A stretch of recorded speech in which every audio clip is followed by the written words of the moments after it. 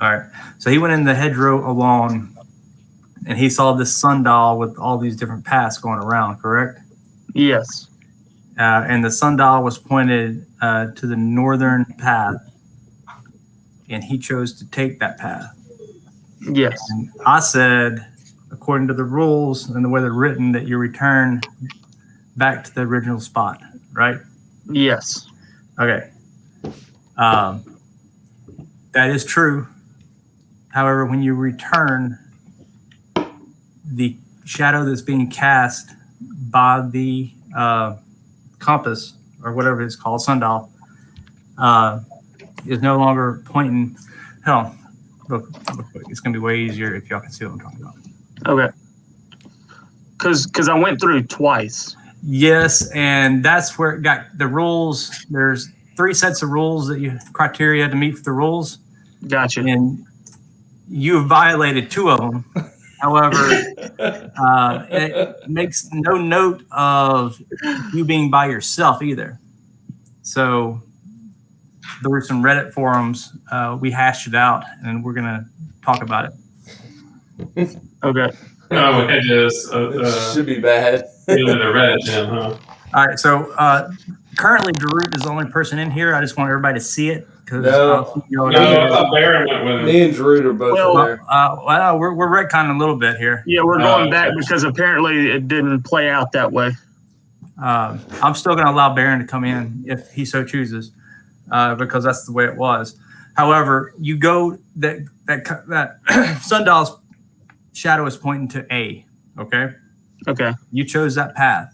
Yes. You walk down that path for 2 or 3 minutes, and it curves off to the right. And at the end of the path, you come right back to the sundial. Okay. However, when you get back to the sundial, the shadows being cast is pointing at A and C. 2 shadows. 2 shadows from one sundial. And either Baron can come in at this point, or you can make your choice, because you made at least 2 choices last time before Baron came in. So last time I went in by myself and I came back out, and then I said, "Hey, watch this," and I went in and came back out a second time. Yep. And then me and Baron went in together, and we took a different path. I'm going to say that first time you went in and you chose the correct path, which was A. Yeah. You came back to the sundial, and now you're sitting back there with 2 shadows, still by yourself. Okay.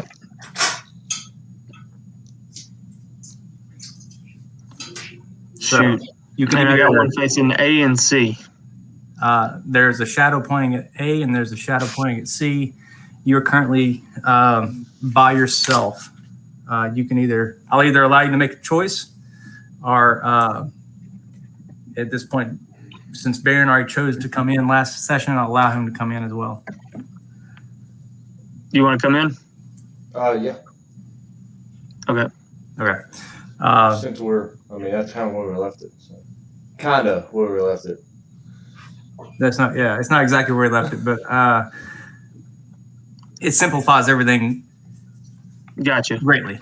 And I want to get through this without being too convoluted here. So Baron comes in. I'll greet Baron. But Baron, dude, I'm glad you're here. I don't know what's going on. I came in here and there was this sundial, and it was pointing in that direction. And I'll point to A and be like, I swear, man. I know I'm not the brightest, but I walked that way, and then I ended up right back here at the sundial. But look, there's 2 shadows pointing on the ground. And again, I'm not the smartest, but I don't think the sucker's supposed to have 2 shadows.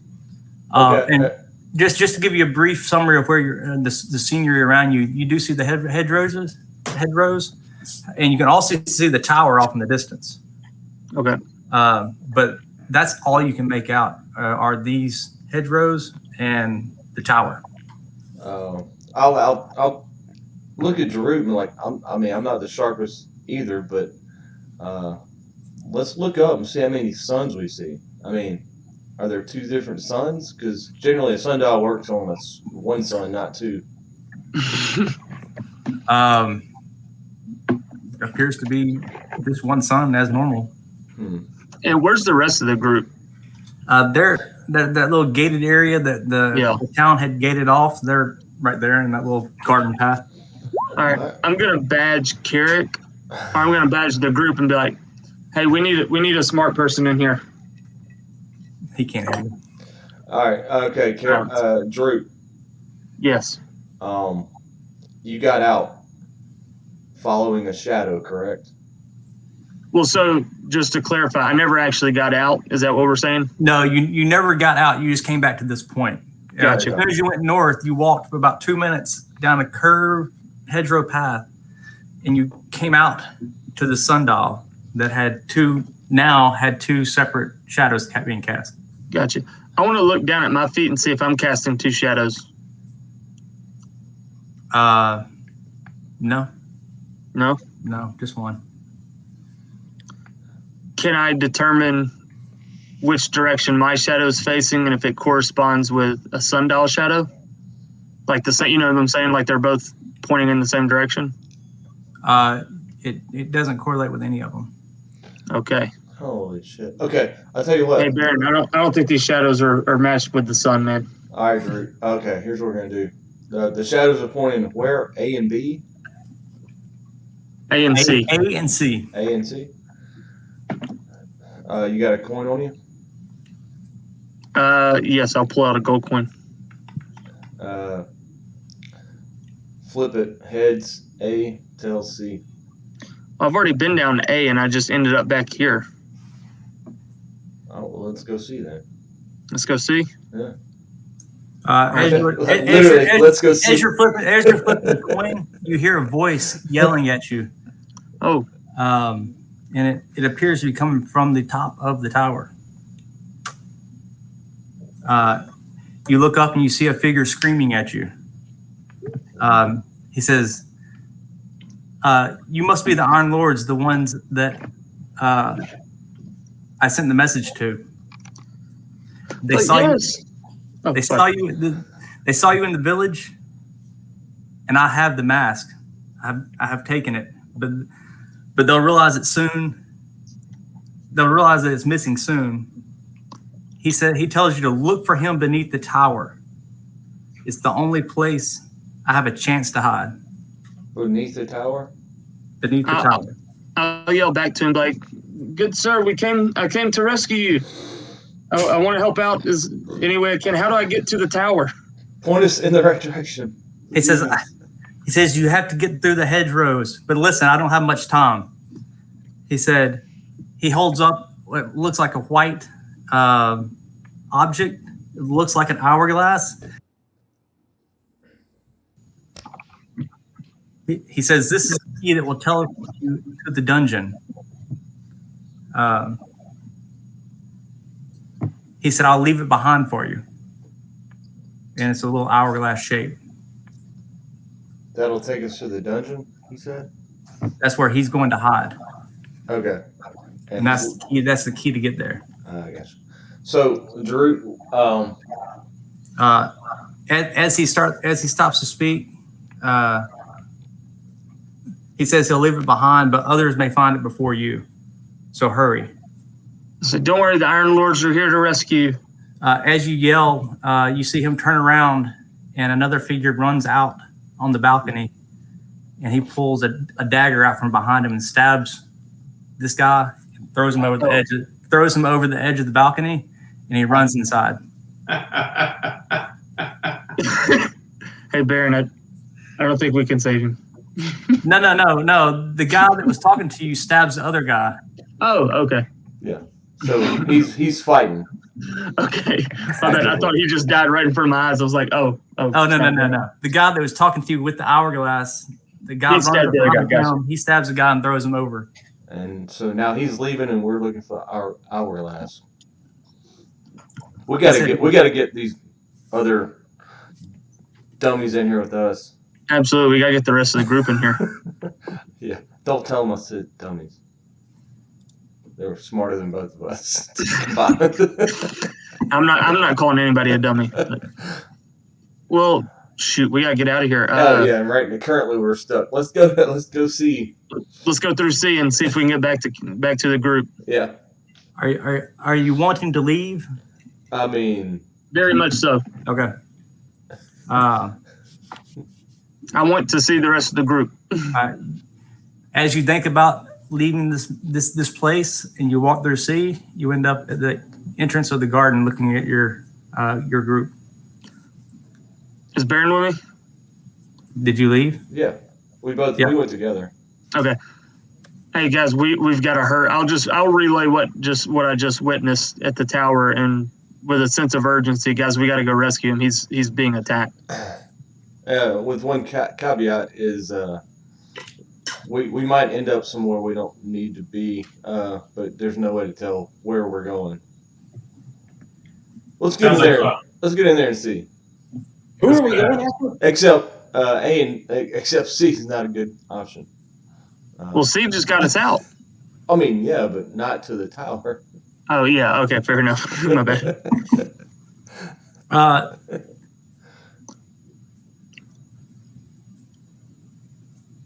Okay. So guys, y'all ready to go? Y'all ready to go? I'm not gonna. Yeah, let's do it. Let's roll back in. I put my spell book up because I was just looking at spells before we're going.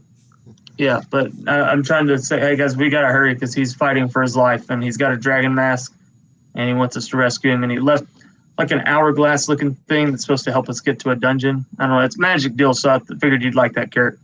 Oh, I'm all for it. And Roland, I think there's plenty of people to stab. Hey, say no more.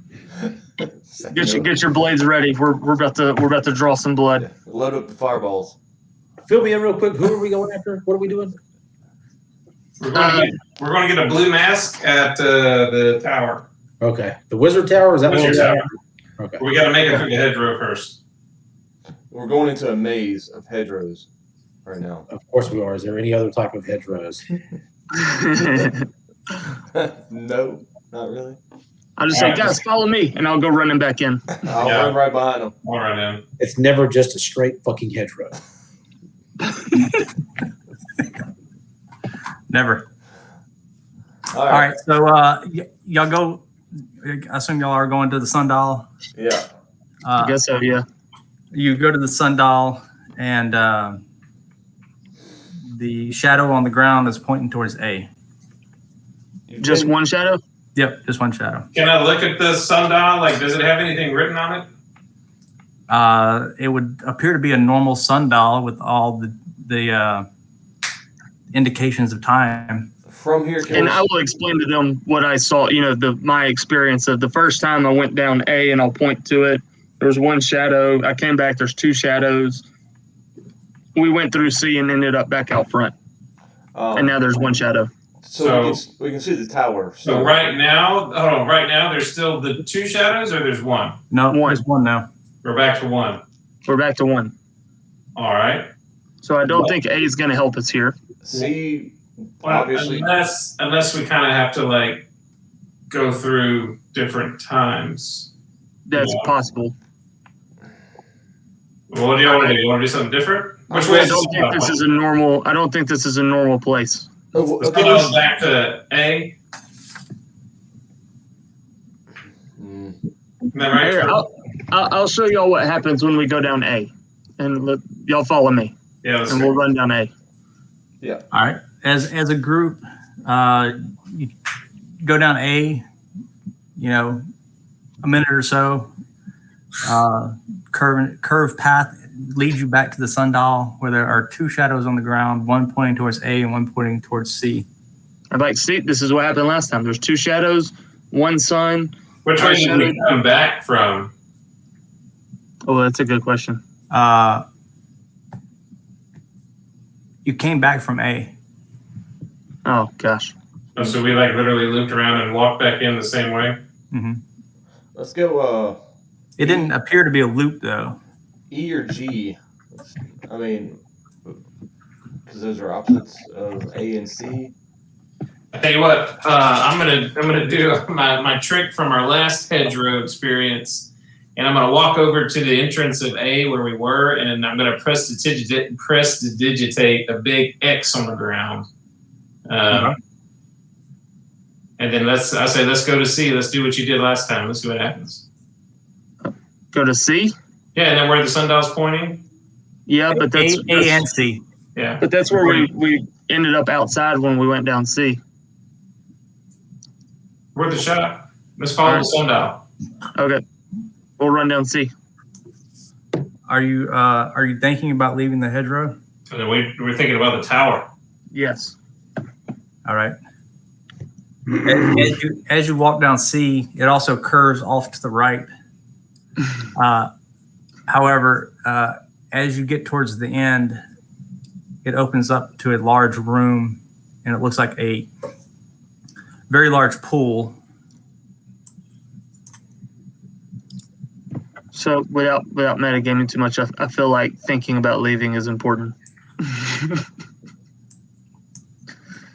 I'll try not to play that into character.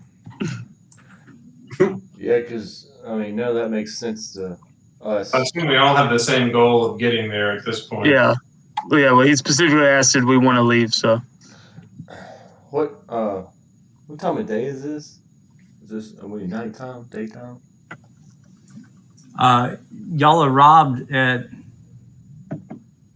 Y'all teleported in. This would be around noontime. Okay. So just to explain what you're looking at here, it's a very large pool, obviously. It's about, what is it? It's an 80-foot square room with a pool of water in the middle, 60 feet across. Dark, murky water. Above the pool, in the very center, floating above it, is a garnet gemstone. Ooh. It hovers 1 foot above the center of the pool. Ooh. Another path exits on the other side. How far away is it? The stone? garnet, The stone is in the center of the pool. the stone is in the center of the pool. The pool is 60 feet across. Oh, great! I'm gonna cast Mage Hand right next to the stone. I'm gonna spread out. Yeah, I'm definitely going down here. I'm going to say, hey, guys, I'm just telling you, this is not what happened last time we ran down this hedge. It feels like a video game level where you can kind of like get set up and then hit the button and the monsters come out. Okay, well, don't be bundled up like that. Yeah. I'm just going to look a little dumbfounded like I don't know what just happened. This was not here last time. Hey, real quick, somebody want to go look out the other side and see what's on the other side of the pool? I'll go. All right, I'll go. Like, don't leave the room. Just kind of go look over there and see what you see. Can we make it over here without? Yeah. You can walk around the edge for sure. Okay. We'll go rest. We might not come back. You look down, and it's a long pathway that kind of curves off to the right. Oh boy! Hey, don't go out there. Yeah. Okay, I got you. So I feel like everything curves to the right. Seems like it. It's a big circle. Seems like every path curves to the right. I don't know. We need to take a left at some point. What do we see in the water? It's dark and murky, and it's very, very hard to see the bottom. Make an investigation check.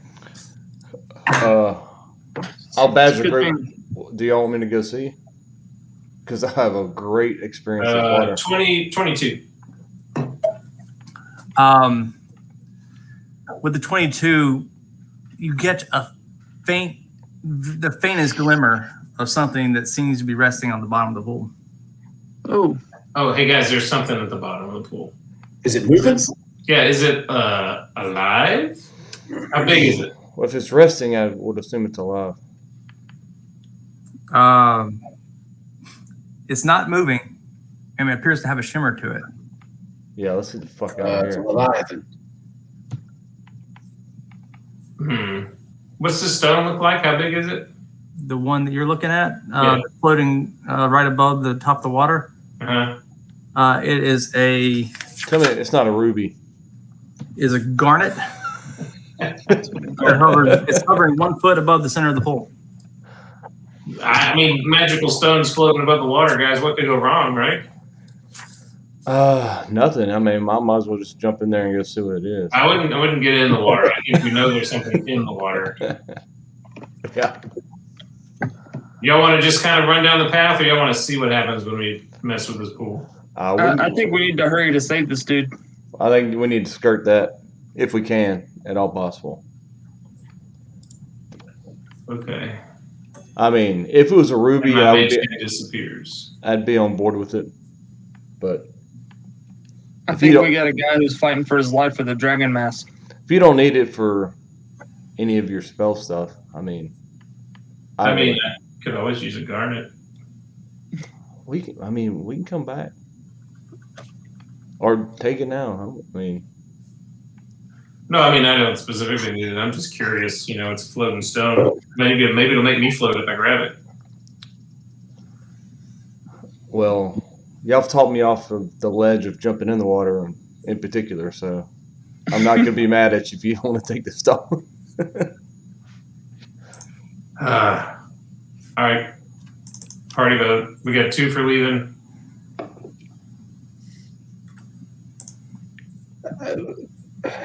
Nobody else? I mean, do you think this thing like drains out if you take the stone and there's a secret passageway that leads into the All right. Maybe this is the only way there. Or more likely, it'll just awaken whatever's at the bottom of the pool, and we'll have to fight our way out. yeah. Yeah. Decisions. Is there any pebbles on the ground? Any rocks on the ground? Well, No. at least It's a hard stone floor. at least we can say we can round the corner of this hedgerow and investigate a little more and come back, unless we can't get back. I don't know. You want to investigate the tunnel, the pathway leaving? Yeah. Drew, are you going with Baron? Yeah. All right, y'all walk down the path that curves off to the right. You get it almost a minute into your walk. Don't go out there. Oh, sorry. This is your room. If I had to put up barriers, I will. No, I just thought we were walking. Your room. This is theater of the mind at this point. You're in a hallway. All right. Okay. Gotcha. You're about 2.5 minutes into your trek, and you can see some individuals ahead of you. Their backs are facing you. How many? You can see 3 right now. I want to badge and whisper very quietly, "Hey guys, we need the stealthy folks. We need the sneaky sneaks." You see the individual in front of you bring his hands to his chest and go, "Okay, we're coming." Oh, mother. Oh, no. That's awesome. Please tell me The other side of the, we're back on the beginning of the pool, aren't we? We're behind you guys. We're in a loop, boys. All right, y'all spread out. I'm grabbing the stone. Yeah. Oh, dear Lord. You two Okay. I'm are standing in gonna this be back room. over. So we're now back on the other side. Yep. Y'all walk up behind us. Yeah. Oh, wait, it's you guys. Never mind. Sorry, no sneaky sneaks. All right. Hey, Guys, all I'm telling right. you, we need to take a left somewhere. Yeah. Fair warning. I'm grabbing the stone in 5 seconds. Y'all spread out if you want to. Okay, I'm running to the other side again. Let's see here. Hold on. Can we? Anybody else? Anybody want to do anything before we see what happens here? Any So spells? Any I'm magic gonna go items? back out Anybody? this way. If I go back out this way, What happens when I'm gonna levitate? What happens when I levitate? You levitate? Yeah, I mean, you can certainly levitate. There's no top to this?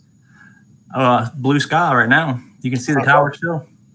Okay. if I walk out this side, do I come back out on this side? You want to try? That way. Yes. You walk down the path, and it curves off to the right. It's always the right. It is. And as you get closer to the end, you can see your party standing there. Oh man. I want to levitate 20 feet in the air. And do I notice any change? I mean, it looks like just hedgerows on either side of you that kind of make different paths. Perfect. All right. I'm just gonna stay up there. All right. I'm gonna mage hand and grab the garnet. Of course you would. Yeah, easy enough. You grab the garnet and you bring a mage hand back to you, or are you just gonna hold it? Yeah, I'll like levitate it in front of me and look around at everybody. And I'll, As you hold it and levitate, the water starts to move yeah, that's what I thought. on all sides, and you see creatures pop out of the water, Oh, good, more than one. and they're crawling up on the flanks of the hill. I'll tell them. I don't know if we're not in combat yet. I'll say, everybody, run for the exit. Yeah, you're in combat. Run for the exit. There is no exit. Yeah, and we just come right back.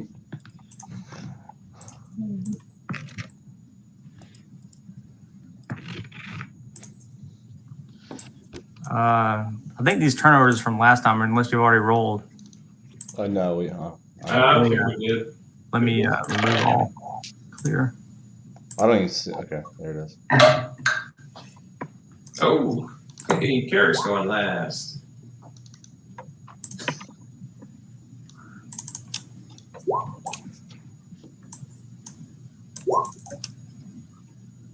I guess I can roll for Ivor.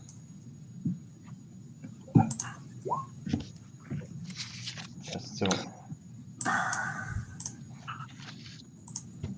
That was funny. I rolled dice for my initiative, then I just rolled the deal just to put me in the turn order, and it was the same number. Nice.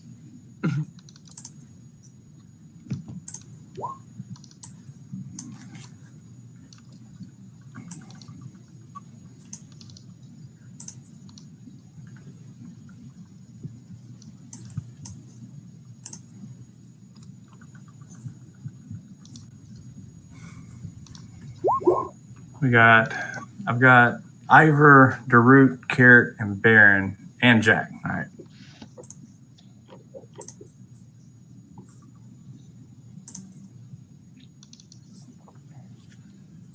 It's been so long since I played Ivor. Let's see. All right. So just to recap, you haven't brought that stone to you, have you? No, I think I was hovering it over. I hadn't touched it yet. It's still in my mage hand. All right. Fair enough.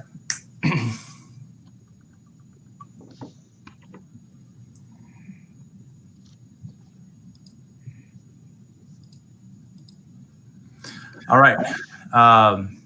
Turnover would be Ivor would go first, followed by Jack.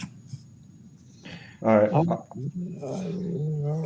I forgot. How do I mean, I rolled mine, but I'm not over there in the Oh, turn. I'll put you over there.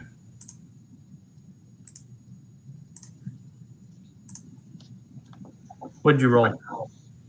Over there at 12. Well, all right. Good deal. All right. Jack, you're up. Or actually, I'm going to put Ivor first since he was. Doesn't matter. All right. You probably have more decks than me anyway. Yeah, probably his 18. Yeah, I have 15. All right, Ivor. Okay. I'm going to do that. Oh, damn. All right. Ivor, he'll knock an arrow. Sneak attack. Well, he's got to roll for to attack first. Longbow. All right. I'm marking with colors. Just tell me which one you want. Let me. The purple. Purple. All right.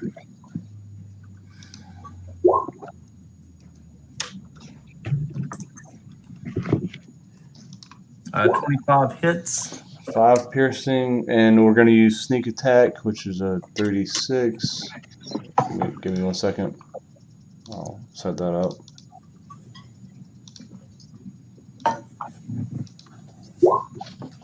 So 11. All right, 11 points of damage plus plus 5, so 16. 16. You can't use Colossal Slayer yet, but All right, so Jack, you're up. Unless Ivor would like to move. no, he's good. Jack. I'm gonna yell at Ivor and say, "Don't forget to use Hunter's Mark next time," and cast Tasha's Hideous Laughter. To use what? Hunter's Mark. Oh yeah, dude, I forgot about that. I have it written down too. Hideous Laughter is a wisdom saving throw. It is a wisdom saving throw. All right. Don't have a lot of confidence in this. 7. Oh, hold on. It didn't roll to everybody. That's a 7.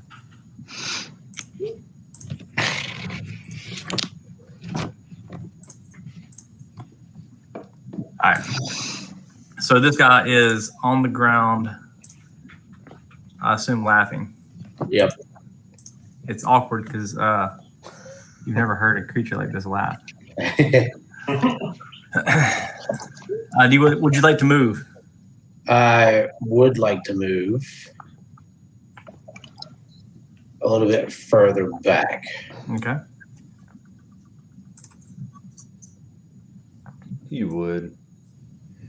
It's I just had gonna a be, mild anxiety attack that something was going to grab you from the hedges. Probably will. But I've already made my move. Now I can't take it back, and now you've got me paranoid. Like in my head, I just saw a hand reach out and grab you. So he falls prone. Is he out of the pool already, or is he just kind of on the side? He was already on the side, so he's prone. He's laying on the side of the pool. Okay. Is that like a lobster-looking creature? Yeah, what do they look like? Okay, so it's 2 large pincers with tentacles coming out from under his underbelly. It's a giant shrimp. Yes. Crab man. It's considered large. Gotcha. Oh, 10 feet. So purple guy's turn. He's going to. What about me? Oh well, he's ahead of you. He's 18. Oh, okay. Yeah. I thought. Yeah. Okay. From where he's currently at, he's going to reach out and make 2 attacks against you. Okay.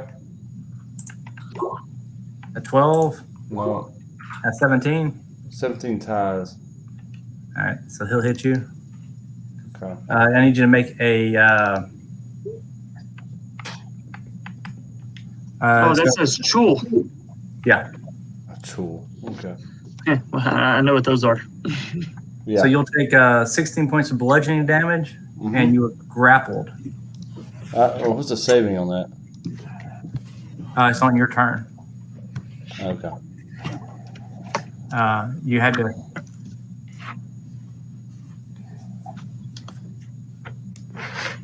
Yeah, large or small one. Since you're grappled, he's going to make a tentacle attack against you. Okay. Oh, Constitution? yeah, 13. No. All right. You have been paralyzed. Oh, good. If I read that right, Constitution saving throw, poison for 1 minute until the poison ends. The target is paralyzed. So you are in his grasp, and you're paralyzed. Okay. Yeah, the Chuls are what y'all fought underneath the sea. Yeah. All right, Baron, you're up. So I get to make a saving throw? Even if I'm paralyzed, right? You make a saving throw to end the paralysis. At the end of your turn, you'll make those. Yeah. So Yeah, you can make It's my turn. Yeah. What's the saving throw? Constitution. All right. So you are still grappled. However, you are not paralyzed. Okay. Actually, yeah, that end of your turn. So that's all you can do. You can attempt to escape your grapple in your next go round. Yeah, that's fine. I'm just making sure we were doing this right. But Yeah, doing it right. All right, Drew, you're up. With my sword in hand, I'm going to utter the little command word of cool, make the frost freeze the blade, run up and take 2 swings at this dude. It's a 17 to hit. Hits. And that will be, man, it's been a while since I've rolled dice.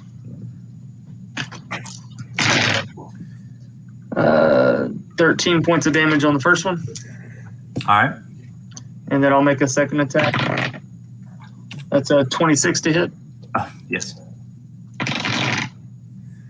And, oh, that's terrible. 8 points of damage.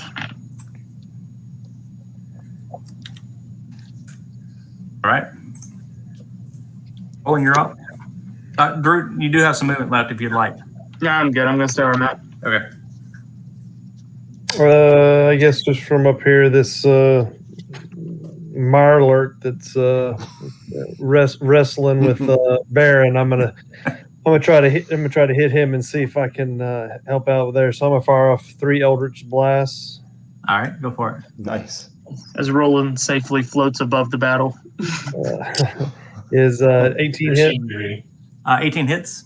All right, and then another 18, and then a Oh, nat 20. Pretty. 20. Yeah. All right, so on the first one, hold on, it's I like this advanced roller. D10 plus 4. So the first one would be 11 points of damage. All right. Second would be 6 points of damage. Doubled. No, this third one's the one that's going to be double. Third one Okay. double. 14, yeah. So Got it. I'm doing it as you go. It's easier. Yep. All right. You are levitated. I guess you're going to stay where you're at. I am. You're pretty confident. Well, I don't know about confident, but I feel safer than Baron right now. All right. Kinda. It's the Yellow Chul's turn. He's going to make his multi attack against the person he can see the best. 2 pinchers attack, a 9, and a 13. Yeah, it's both miss.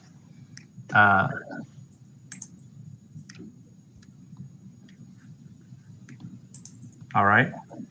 Let me see something.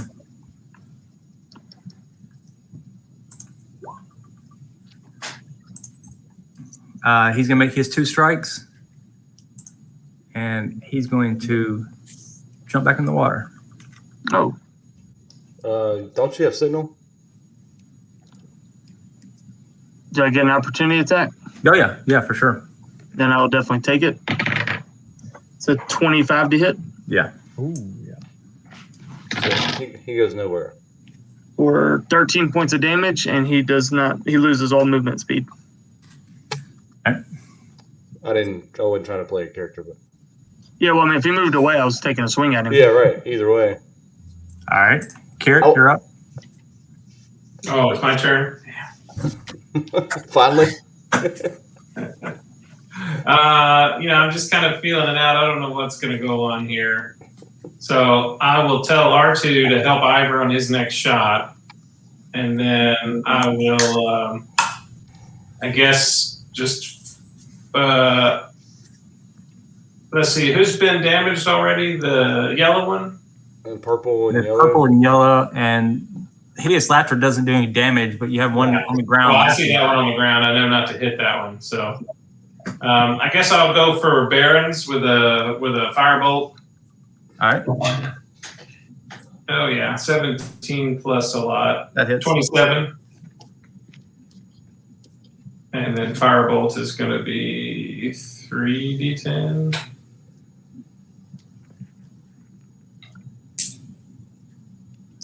Oh.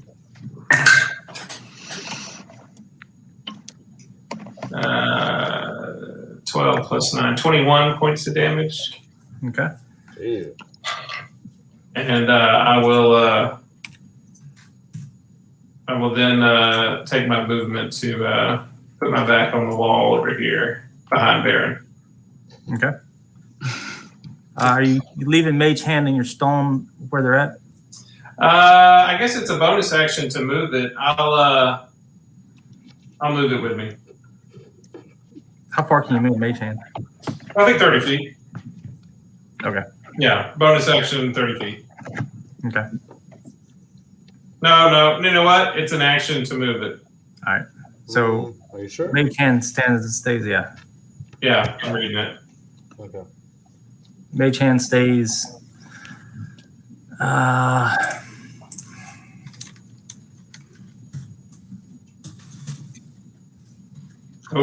man, I didn't think about that. What if they're just trying to grab it? Probably are. Once it's in my pants, they're not trying to grab it. You're trying to grab Baron. Is that kind of where you wanted it? Yeah, I said I'd put it right in front of me, yeah. Okay. All right. It will be. He's hideous laughter. He didn't get. Does he get to save from that? He does. He gets to save at the Wisdom. end of each of its turns. Nope. Yep. He's still having a great time. It'll be the red guy. This will be the choice here. We'll see what happens.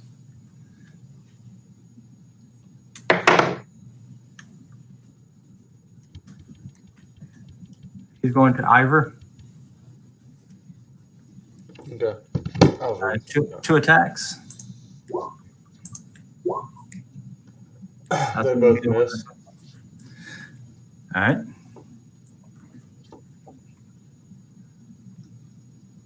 It is Ivor's turn. Ivor's not the smartest person, but he's not sure what happens if he leaves this room. He saw multiple people do it. Wouldn't be a bad strategic move. No, not for him. No. Although, didn't you say it took a minute or two to run down the? Yeah, no. Ivor just disappears for the whole combat. Right. Yeah. That's In fairness, you might do that anyways. that was at a walking pace. I guess if you're full sprint, you can make it back in 5 Like, rounds. after the battle's over. Yeah. All right. So. Yeah, Ivor's turn. Okay. Ivor's gonna get some distance on this fellow, which is not smart, but he's gonna do it anyway. And so, if there's an opportunity attack there, do it. 12. Miss. They are rolling like garbage. That's Good. fine. That's good. Yeah, I'm happy with that. Yeah. So now he's gonna fire Hunter's Mark, red, which is Okay. a D8. I have none of this saved, so a D8. So that's a 2. His actual attack, if it hits, we can count that 2. 14 to hit. Was that? 14 to hit. Miss. All right, he's gonna fire one more time. No, he's gonna miss. Oh, he had advantage on the first one Did he? from R2. Oh, yeah, he did. Okay. All right, first one hits. That That'll be sneak attack has Hunter's Mark with sneak attack Yep. because you had advantage. and That's Colossus Slayer. I understand all that, but I gotta make it work. Actually, no Colossus Slayer. This guy hadn't been hit. And I think his Hunter's Mark now, he gets more than one D8. Is it 2d8 now? It's probably 3 Probably if it's 3 by now. scaled. I don't think Hunter's Mark scales though. All right, just roll 2d8 for it. Let's not look it up. I'll look it up. I'm not All gonna. right, 6. Yeah, That's I got 12. Hunter's Mark plus damage, and then I'm gonna do sneak attack. Can I do sneak attack? I'm not a ranger. Sorry. sneak attack you can only do once per turn. Hunter's Mark is just an extra 1d6. You have to cast the spell at higher levels for it to hit. Yeah. That's what I No, was even that, thinking. no, it just makes it last longer if you cast it at higher levels. Yeah, but this is my first. So it's always just a 1d6. We just had once per turn for sneak Sneak attack. attack is just once per turn. Hunter's Mark is every hit. Well, I mean, this is my turn, right? Yeah, so you get sneak attack on the first one because you were at advantage. Yeah. Right. Yes. So, yes, you get sneak attack on your first one. So your sneak attack damage should be a lot by now. 14. Yeah, it's 3d6. Yeah. So that's it.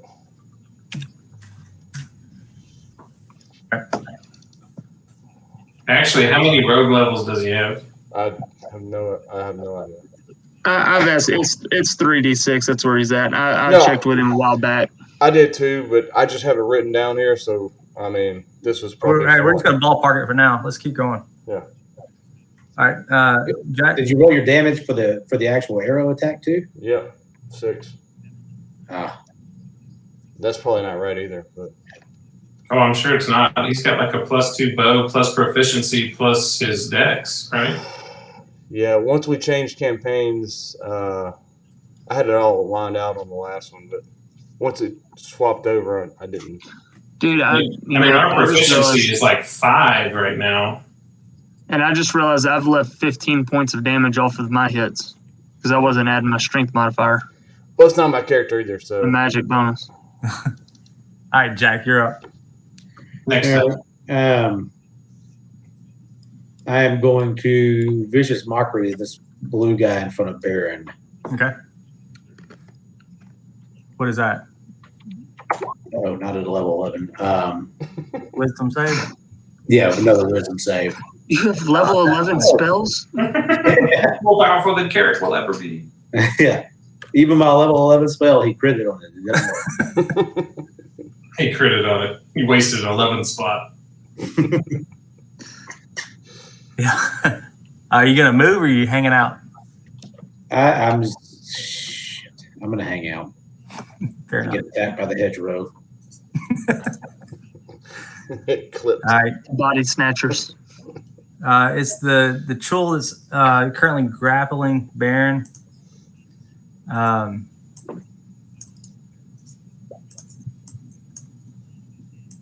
He's going to dive back in the water. Oh, good. Finland. He's going to dive down. I love the water. Shit. He's going to dive down 30 feet. Okay. And he's going to make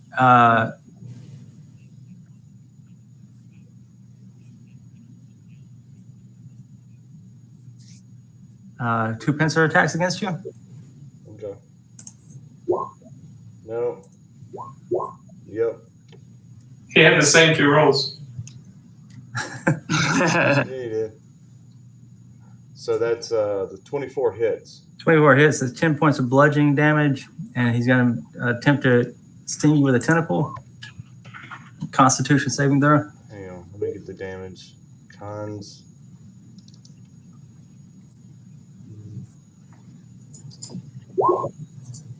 Yeah, no problem. You're fine. You're still grappled and underwater, but you're conscious. That's where Baron lives, underwater. Your turn. You can make your attempt to escape your grapple. If I'm grappled, I can still attack, right? Yep. You just have no movement. You Right. can't move, but you can That's attack. That's fine.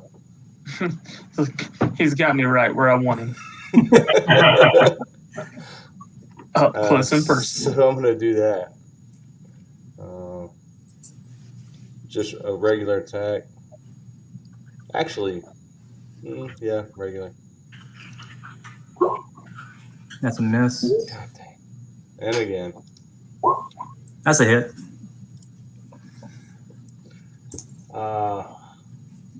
Does he? No, okay. Again. Let's 16 see. Hold on 1 second. What is that? 18.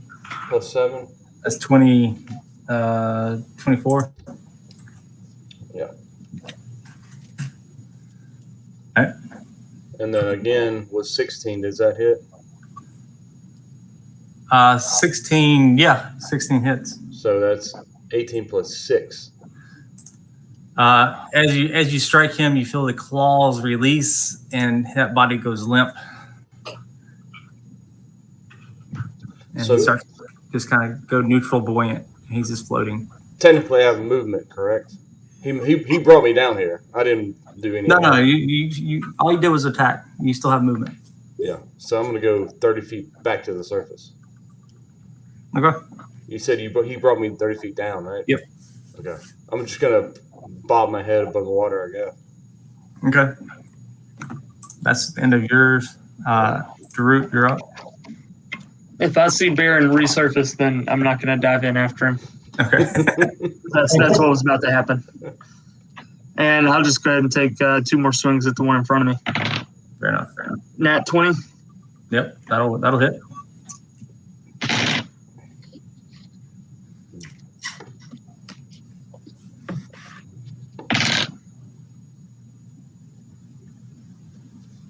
So 14 doubled is 28, and then plus 5 is 33. Should be more than plus 5, huh? No, it's plus 5 for my strength and magic sword. Yeah, and your proficiency. You're proficient with your sword, huh? No, you don't have proficiency to attack. That's you roll that to your attack roll, but not your damage roll. That's right. He's still up. Yes, he's not looking great, but he's still awake. Then I'll take my second swing at him, and that's a 17 to hit. That hits. 15.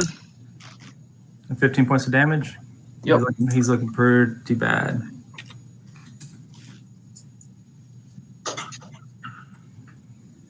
Visibly his little crustacean shell is starting to leak fluid and fall off of him. All right, Roland. Unless you want to move, Darut. No, I'm good. Okay. I like where I'm at. All right. Well, I will shoot at the same one that's looking that way. I'll fire off 3 blasts. 16 hits. Okay. And then. All right. They all 3 hit. Nice. All right. All So 3. it'll be 8, 19, and so 29. Was it 37 points of damage? The first bolt hits and staggers him, and the second one pierces him through the neck. And you see him kind of go limp and smoldering as the third one hits his torso, and he kind of explodes with a little gush all over Darut.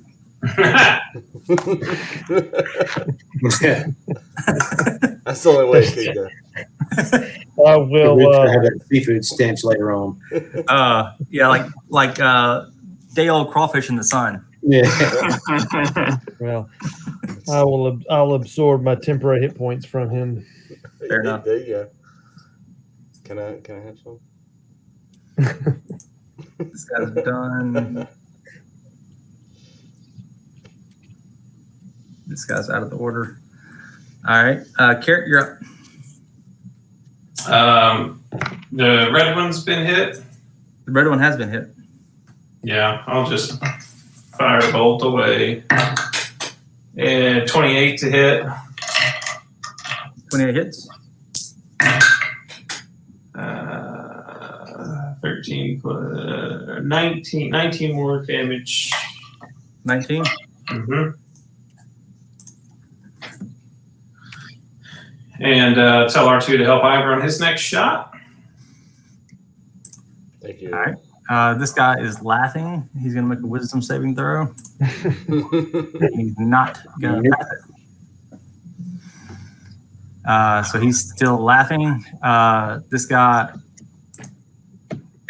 he didn't have to go anywhere. He can still reach Ivor. Multi-attack pinchers, 12 and 16. Don't. Well, 16. No, the 16 does not hit. Okay. He's going to move right around this way. And it's Ivor's turn. Okay. We're gonna play this game, so Ivor's gonna move down here and shoot at him again. Hunter's mark. He's already hunter's marked. 14. 25. No, 25. Yes, correct. 25 hits. 11 piercing. Hunter's Mark 5. Colossus Slayer. So D8. 4. And 20 then- points total. and sneak attack. Sneak attack too. I have not done that yet. 3d6. Yeah, I just got to get there. 29. All right. He's not looking great. That's Ivor's turn. Jack.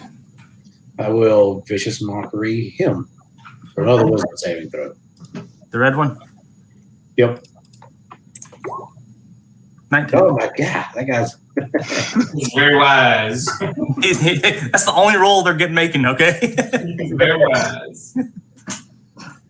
And that's with a 0 modifier. Are you going to stay where you're at? yeah. I'll stay right here. All right, Actually, Baron. no, I'm not. I'm going to move 5, 10, 15, 20, 25, 30. Okay. All right, Baron, you're up. Okay. Can I hop out of this pool? Is that an action? Well, movement, you can use some of your movement. It'll take 10 feet of your movement speed to get out of, or I'll say 5 feet of your movement speed to get out of the pool. Okay, so I'm out 5 feet, right? Mm-hmm.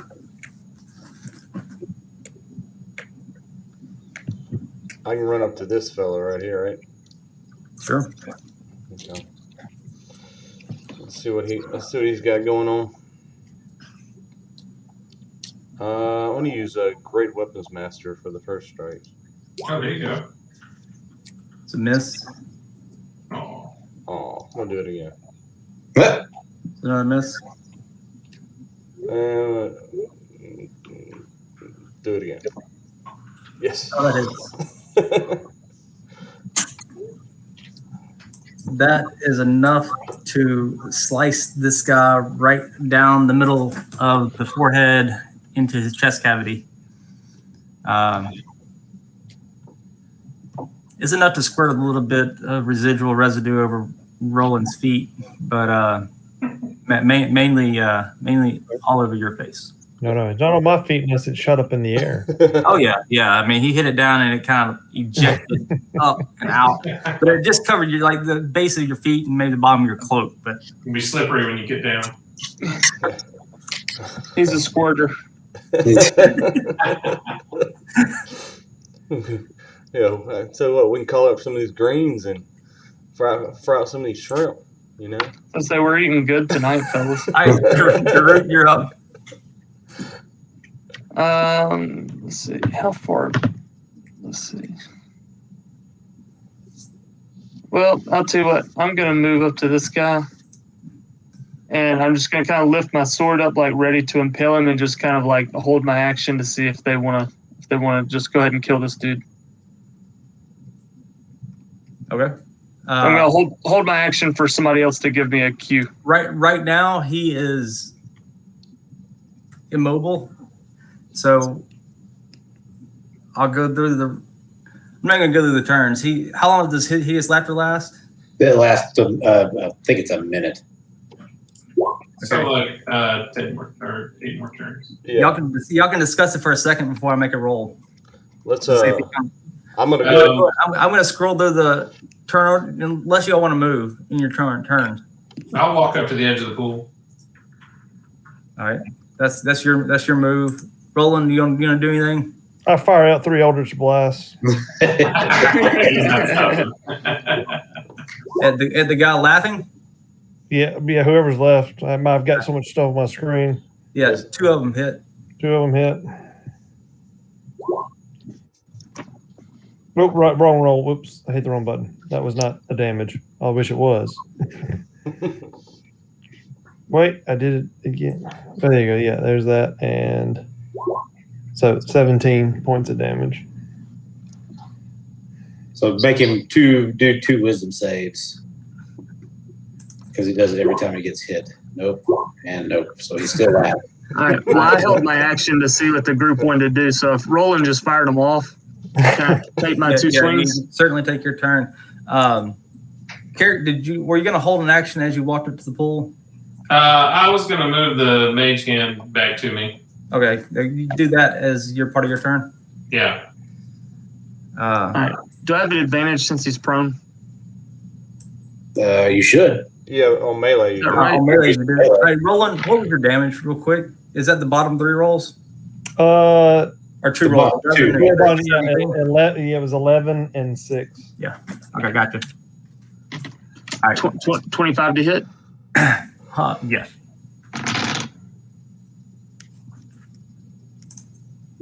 That's 14 for the first one. Mm-hmm. And 28 to hit on the second one. Yes. And 19 points of damage on the second hit. That is not getting out. Not roll. He just thinks it's hilarious. He thinks it's. Dying is fun. Well, it's gonna be Ivor's turn because he can't do anything. Well, it was his turn, so he gets a wisdom save. Yeah, he gets a wisdom save. Oh, I'm sorry, he does not because that was not. Yeah, that was him. Yeah, that was him. Ivor's turn. All right, he's gonna move his hunter's mark to him, but he'll make his attack real fast. See if he hits. Disadvantage because he's prone on the ground. Yeah, it doesn't hit anyway. He gets 2 shots, so Yeah, go for it. still doesn't. Neither one of them hit. All right, Damn Jack. it, Ivor, watch out. Watch where you're shooting that thing. Yeah, right. They're going in the water and one in the hedgerow. I mean, he's all over the place. Scattering off of Groot's feet. I'm just going to hold my hideous laughter. I mean, my vicious mockery for somebody that does more damage if he wakes up. Gotcha. All right, Baron. I'm gonna run over there. Run not well. I don't think I can make it no matter what. If you dash, you can make it to him, but that'll be your turn. Yeah, that's what I'm thinking. Yeah, I mean, I got nowhere else to be. Well, I'll give Darut flanking, so it would be He advantage. has advantage because he's on the ground. Yeah, but if he stands up, Gotcha. All right. Darut. Let's make my attack. That's a 20 to hit. Mm-hmm. Oh my gosh, that's the worst 3 damage rolls. Good lord. That was 9 points of damage. And then 23 to hit Mm-hmm. is Dang it, man. 20 points of damage on the next one. nice. All right. As he lays there laughing on the ground, just taking blows, your final axe swing does sever his shoulder into his abdominal cavity, and once again, you and Baron are covered in goo. Joe's going to look a little disturbed that this sucker's just laughing through the whole thing. Yeah. Yeah, that was probably the That's best. true. He's laying on the ground laughing, just taking hits. That was the best. I'm just like swinging away at him, just letting root loose, and just like, oh my gosh, what is wrong with this dude? Yeah, If you gotta go, that's the way to do it. that was a solid first level spell. No doubt. That was nice. First All right. level. I guess I'll look around and be like, hold out my hand, and, All right, when I see him do that, I'm moving back over here to my hedgerow corner. and I'll drop the garnet into my hand. Okay. You now have a garnet in your hand. You need 10 minutes to look at that, or what? I'm gonna put it in my pocket. I think we're in a little bit more of a hurry. Yeah. I'm gonna look. I'm gonna take a big breath and jump in the water. About to say, I'm going right behind him, Fandolin. All right. Oh, dear You Lord. jump in the water. Yeah. I assume you're going to the bottom. Yeah. Make a good, at least, investigation on this. Yeah. I just want to look around in there and see what's up. All right. Then whoever wants to make an investigation, go ahead. If you can aid him if you have proficient in it. An investigation? No. 15. I rolled a 3. Yeah. So you do make out some objects on the bottom of the pool here. There appears to be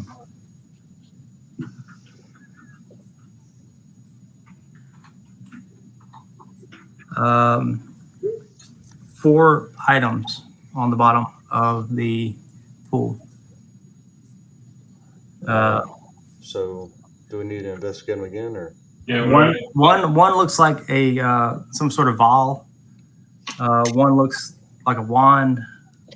One is some sort of globe, and one is a gem. It appears to be. Well, it's hard to tell, but it is definitely some sort of gem on the bottom. I definitely want the wand. No, I'm kidding.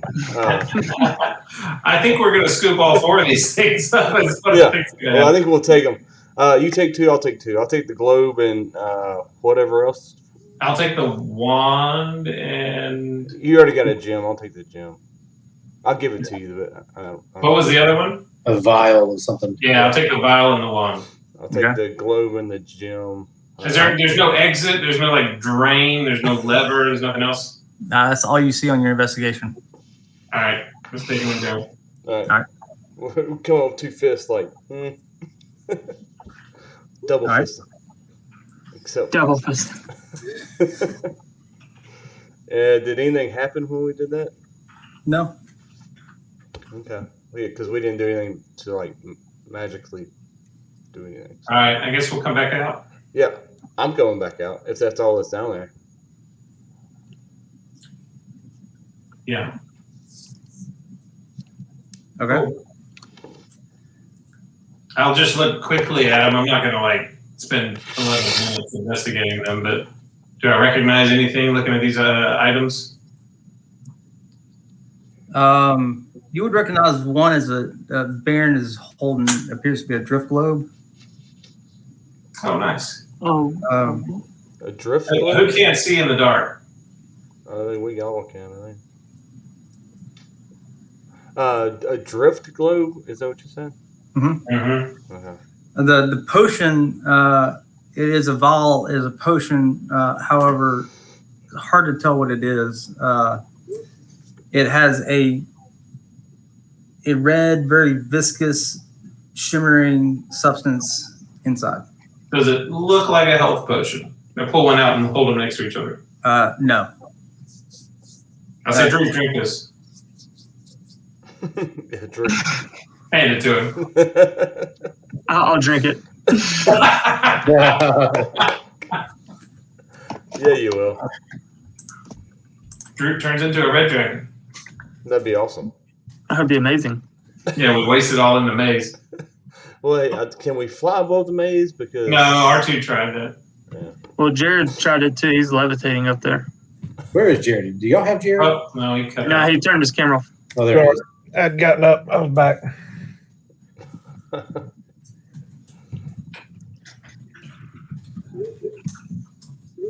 I'm wondering what's about to happen to me.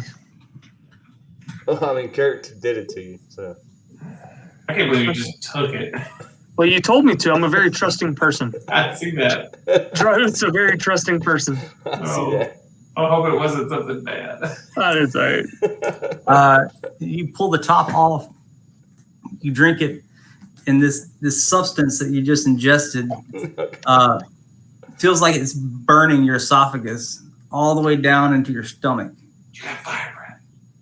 And you kind of it gives you this feeling that you're about to erupt from inside, and you kind of burp, and a little smoke comes out of your mouth. Well, that's it. You You just drank a potion of fire breath. That's awesome. How long does that Fire last? breath. For 1 hour, you can emit a cone 30 feet. Oh, that's dope. 30-foot cone with a dexterity saving throw of 13. 30 foot is huge. That is huge. I'm going to say behind you. I'm gonna say, Drew, that looks kind of weird. How do you feel? It's kind of burning inside. I don't know what's going on. Do I have a limited use or is it just for 1 hour? For 1 hour. Oh, then I'm definitely gonna blow fire out real quick. Like, Kirk, it feels. And we gotta practice it. You gotta know what it is. It's kind of burning inside and just blow fire. Yeah, kind of as you burp, you get a little like a backfire coming out of your mouth, and you're like, "Oh, what is this?" And then you turn to the exit and you blow a 30-foot cone of fire. Dude, I just turned you into a little dragon man. I'm gonna look back and be like, guys, let's hurry. I feel like this isn't gonna last forever. I gotta try this I'll out. just be like, relax, Drew, and it's perfectly normal, and it's gonna be permanent forever. All right, let's Somebody grab a giant lobster and let's cook it. Yeah, cook us some meat. All right. So what do you want to do now that you have a orc dragon? I guess can we try and leave? I guess let's think about going to the town. go and take a left out of here, I guess. I'm telling you, we gotta take a left somewhere. If we take a left, it's gonna probably go right. All right. So you follow the path out. The path does take a right, Of course. and you end up back at the sundial. Oh, shit. Oh gosh. Hold on. I'm not moving anything, but I know. y'all didn't find any like health potions, did y'all? Do you need healing? No, I mean, not necessarily, but I think I'm the one that got hammered. Back at the sundial, the shadows on the ground are pointing towards A and C. There's still an A and C. Same as last time. And we went down D. We went down C. Or we went down- Yeah, I'm gonna draw a big X on C on the ground. So, Karen, You do notice that the X you put on A is no longer there. and Is I was this gonna the say, same sundial or is it different? It appears to be the same. well, I was gonna say, so last time we ran down A, we came back, there were 2 shadows. Do we run down A again and see if there's a 3rd shadow? Can't hurt. Sure. I mean, we did see. Or go completely opposite of the shadows. I don't know. That's true. A and C are kind of pointing towards B, so the opposite would be F. F or E. No. Maybe we split the difference. Why don't we just go B? Let's go B. Yeah. All right, let's go B. Let's go B. Go B. Dead. You're going towards B. Yeah. I'm gonna. Hey, before we leave,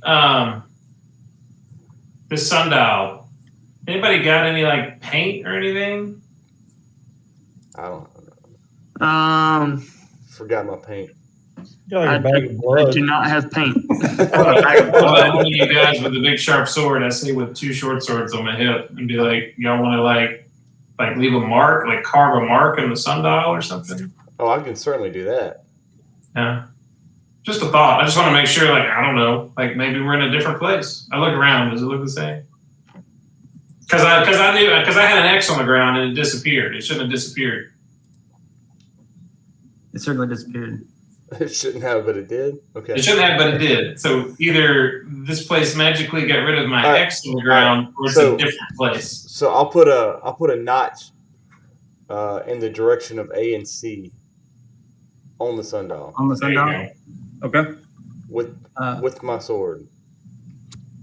Not that hard to do. It's more of a brass type. It's pretty soft metal. Easy enough. And so a notch on A and C and an X on B, like a little cross hatch on B to denote that that's the last one we went down. Okay. Y'all are going down B. You make your way down the path. It turns off to the right. You lose sight of where you came from, and as you turn the corner, you can see the sundial again. Fucking hell. No. Crap. And- Walk up to it. Are all my Is it the same one? are all my notches still there? Oh,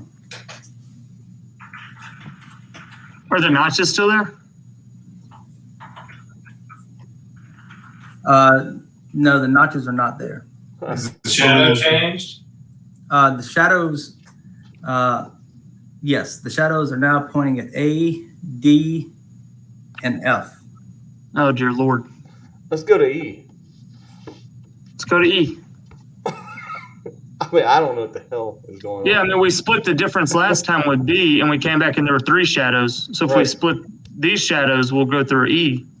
Yeah, Maybe we'll come back and there'll be 4 shadows. right. And we'll be on the more correct path at this point. Shadows are at A, D, and F. Mm-hmm.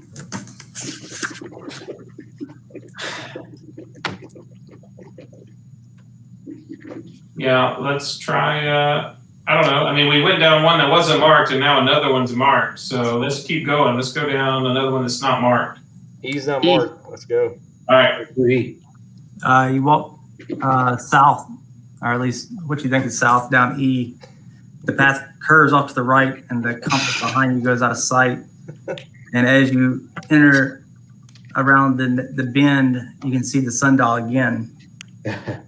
And as you approach the sundial, the shadows have changed. They're pointing towards B, D, F, and H. So there's Oh, dear 4. Lord. Oh no, that seems. It does, doesn't it? We've now got 4 shadows. It's basically creating X. Yeah. And I personally am just glad to see that y'all are all getting screwed for always taking rights in my dungeons. We did always take that. This is payback. Everything goes right now, but goes nowhere. We all went right. We always went right. That's true. That's funny. I mean, I think that's on video somewhere. Like, Oh yeah, way back to the very beginning of the last campaign, like y'all would circumvent entire dungeons. You take a right and you'd be at the end. Yeah, it doesn't I say which way remember you saying that. it doesn't say which way they're supposed to go, but I intentionally make them go right for that reason. G. Yeah, Do we want to follow the shadows at this point? So the shadows are crisscrossed, making an X pattern. Yeah. The shadows basically form a straight line from H to D and B to F. Yeah. Yeah. So we've gone down A. We've gone down C. E. We went down B. B. And then E. Do we go G now? D, G, and F. That's what we got. Well, yeah, the unmarked ones are A, C, E, and G. We haven't been down G. We've been down That's A what I'm and saying. C. We've been down A, C, and E. So D Let's or go G? down to G. G. Let's go G. G. Going down where? G. G. G. All right. Gotta let this in. You go down the path. Takes a right. Takes a right. It does take a right.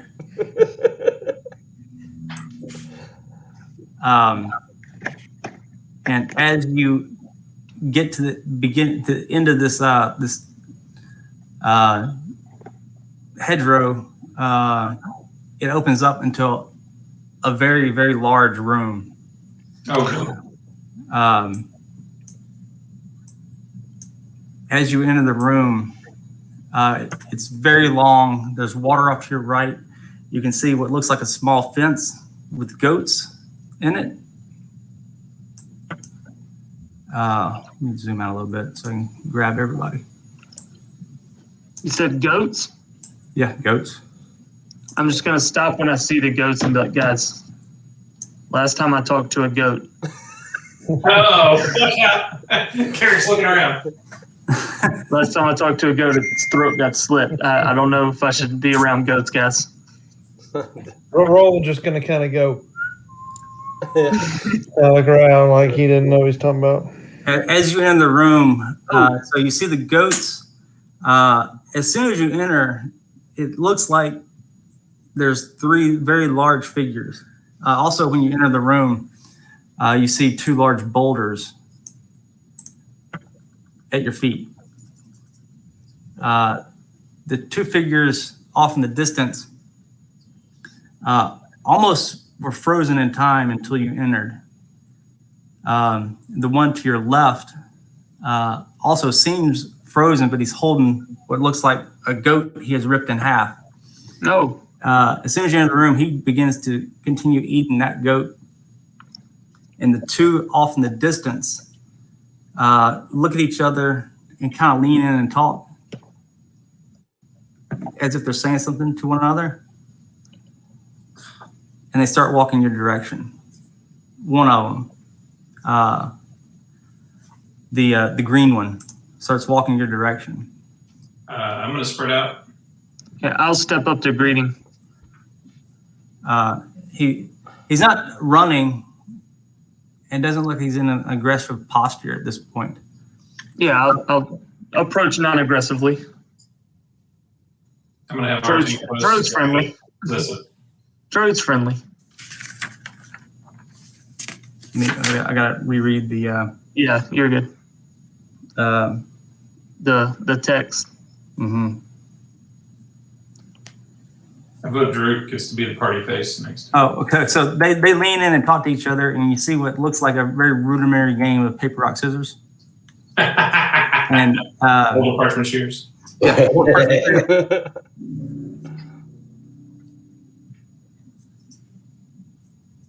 He walks. This one kind of walks off to the side this way as this one approaches you.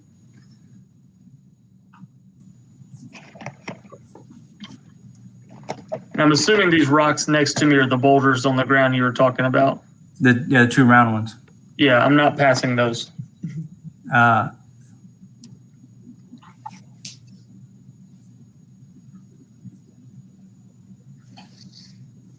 He walks up towards the root. He looks at you. He points at the boulder to your right, and he grabs the one at his feet. We're going to have a rock off.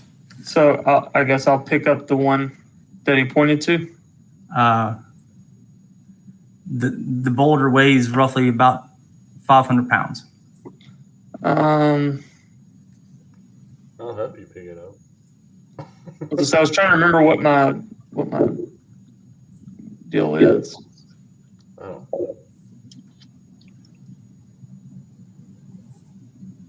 Forgot how much I can He pick picks up. his boulder up and he kind of looks at you, and he shot puts that thing.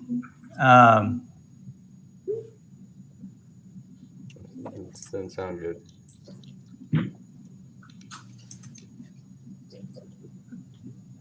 To roughly, I guess I have that under objects. Anyway, he throws it roughly 100 feet away from him, so about right here.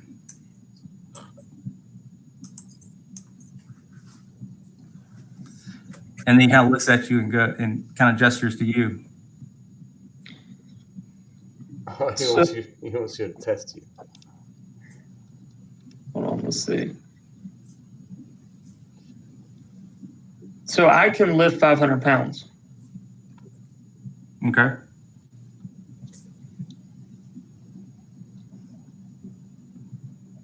So I guess he threw it. So I'm sorry, I was trying to do the math of what I can lift. So he threw the boulder. Yeah, he picked it up, heaved it on his shoulder, and he threw it roughly 100 feet away from him. So, In a certain direction. Yeah, south towards the exit. All right. Then I'll pick up the boulder and throw it as far as I can, which I don't know how far that is, but Go ahead and make a strength check for me. I'm going to give you a little inspiration. thank you, good sir.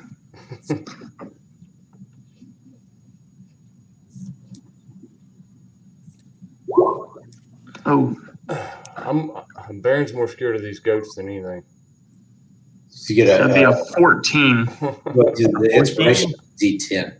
Oh, D10, my bad. Let me make sure. It might be a D8. Hey, well, that'd be perfect. It's a D10. I think it's a D10.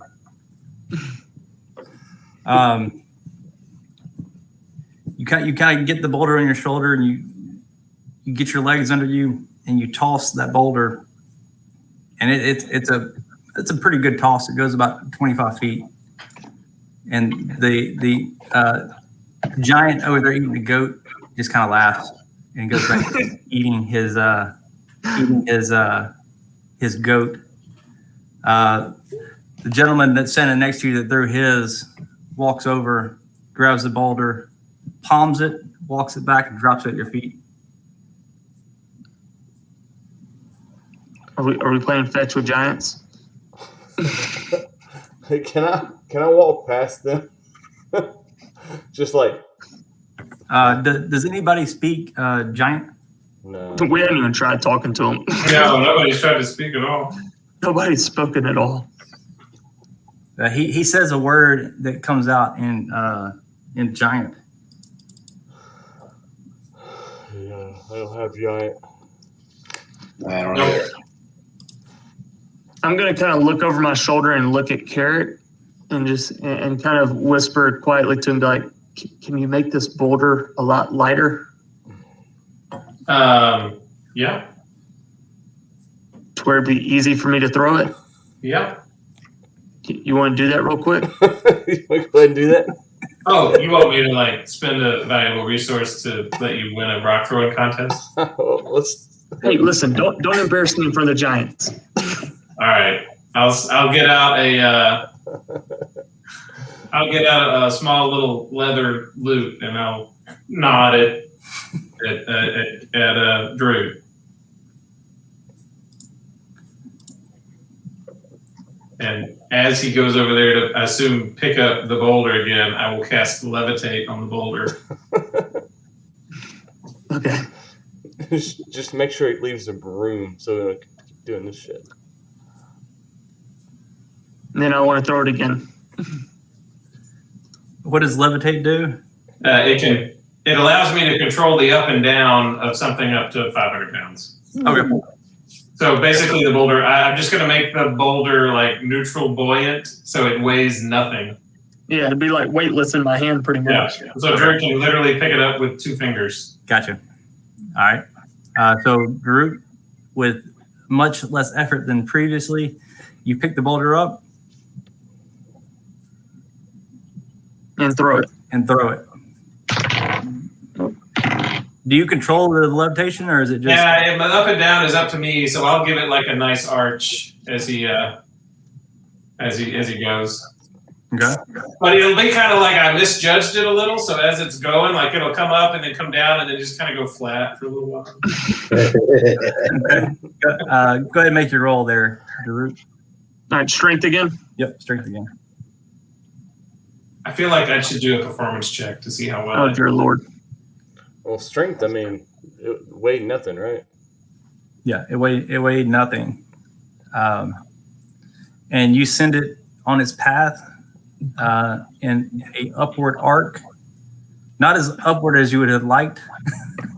Yeah. However, And you had some English on it though. yeah, you had a little backspin on it maybe. And Carrot, I assume you continue the flight path. Yeah.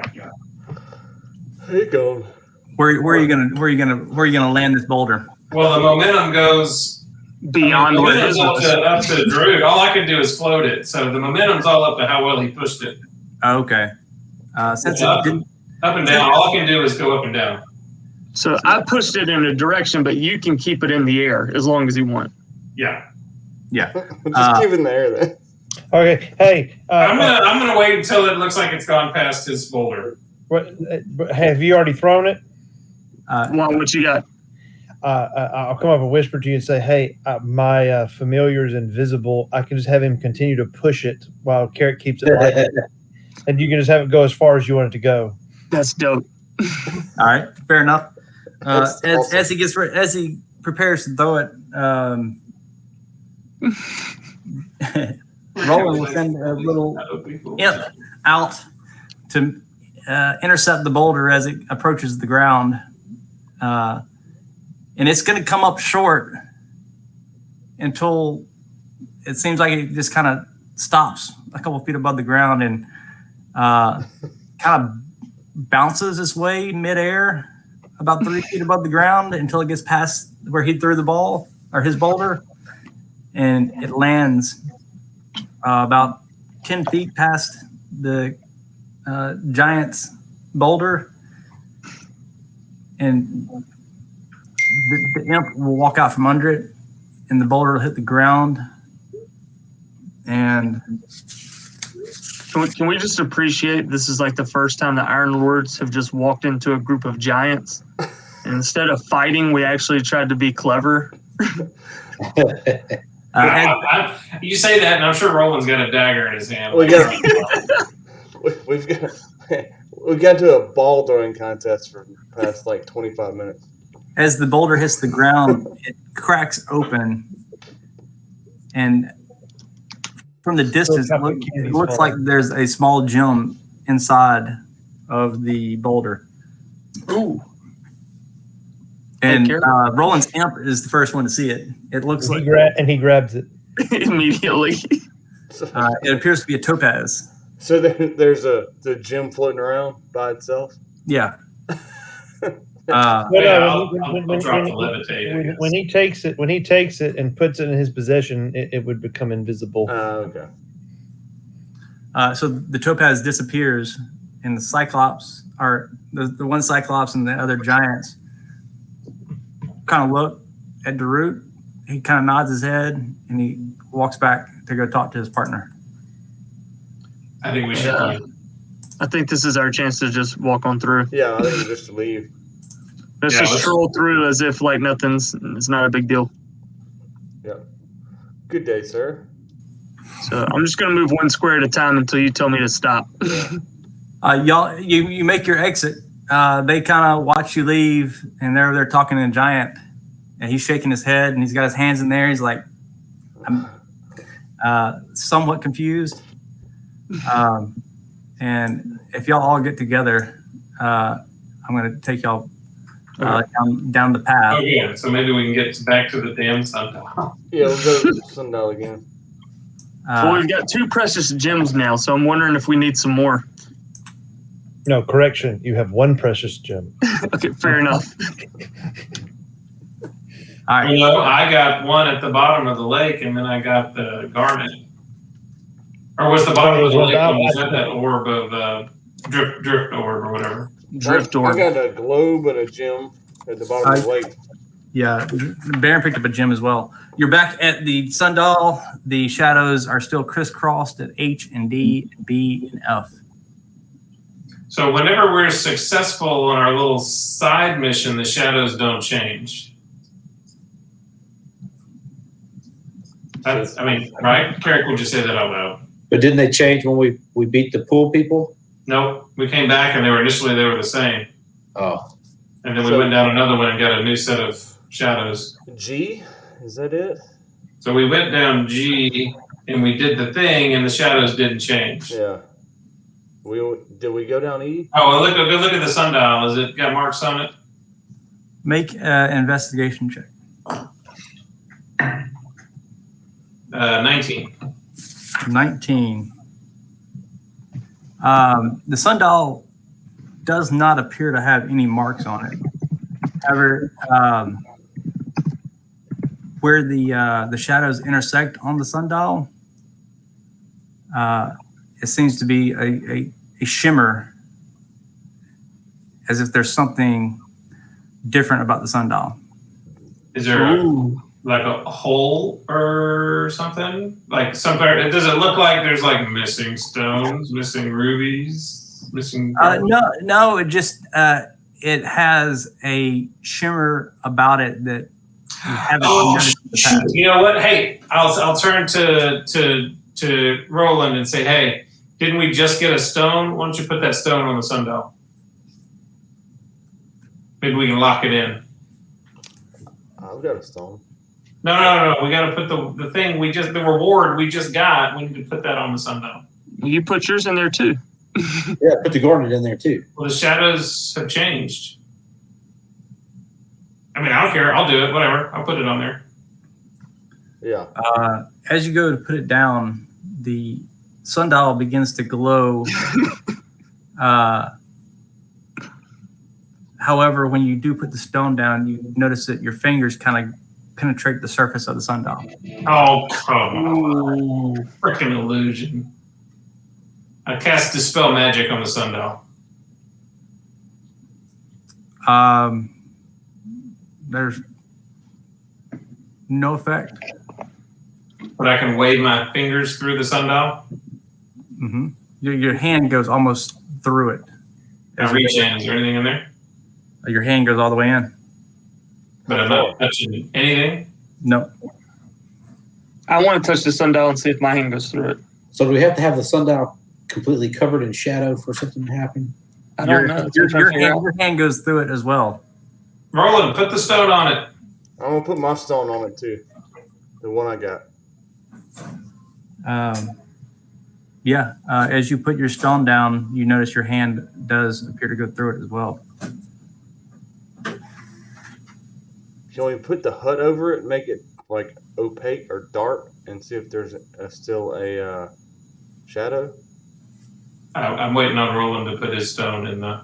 How do you know I have a stone? Because I have eagle eyes, and because the DM said it. And I want to get out of this damn maze and fight wizards. Eagle eyes. I don't know about eagle eyes, but all right. Well, I'll roll with my plus 12 investigation. Let's do it. that time has passed. The imp will hand it to me. All right. Yep. Roland reaches over and same thing, places his stone on there. And as y'all are placing your stones, your hand goes through it.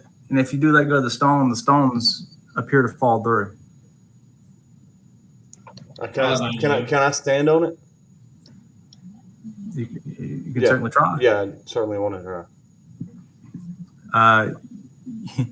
You take a step and it's almost like stepping into a hole. You fall completely through it. Okay. I'm jumping in after him. All right. Darut jumps in after him. I'm like, Baron. Well, I mean, you two. at some point I was able to carve into it, and now I can't. So you two, as you step X marks the spot. As you step through the sundial, you find yourself on a path. Nice. You walk down and to your right Yeah, we for take a about a right. minute or so. You come to another sundial. Oh, we're in a fucking. Are y'all in a different plane? Wait, they're not with us though? No. Oh my gosh. Does this one have marks carved on it? 1 second. Are we The in exit is the sundial. Oh my god. Are we in Inception? Like sundown That's and right, sundown? you just went down a layer. Yeah.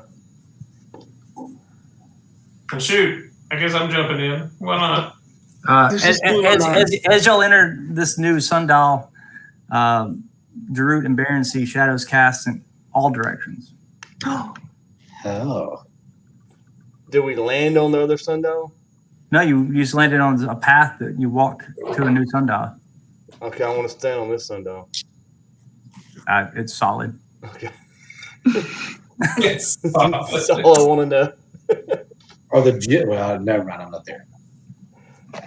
So you, as you previously landed on the beginning of the path, you see all your gems that you dropped on the sundial. I'm gonna pick them all up. Okay. Before anybody else gets there, I'm gonna pick them all up. So the rest of you are standing in the sundial, and Baron and Darut have completely disappeared. Yeah, I mean, when they disappeared, I'm going with them. Yeah, I'm Obviously, going with them. you're trapped here, so. All right. So everybody jumps through a new sundial. There are shadows cast in all directions down every path. I'm just going to look at the group like, guys, I don't remember the last time I slept, but I think I'm seeing things. So this sundial is solid? That's what he said. Yep. If we try and put the stones on it, it's still solid? Baron has all the stones. Aaron, put the stones on the sundial. The stones weren't here when we got here.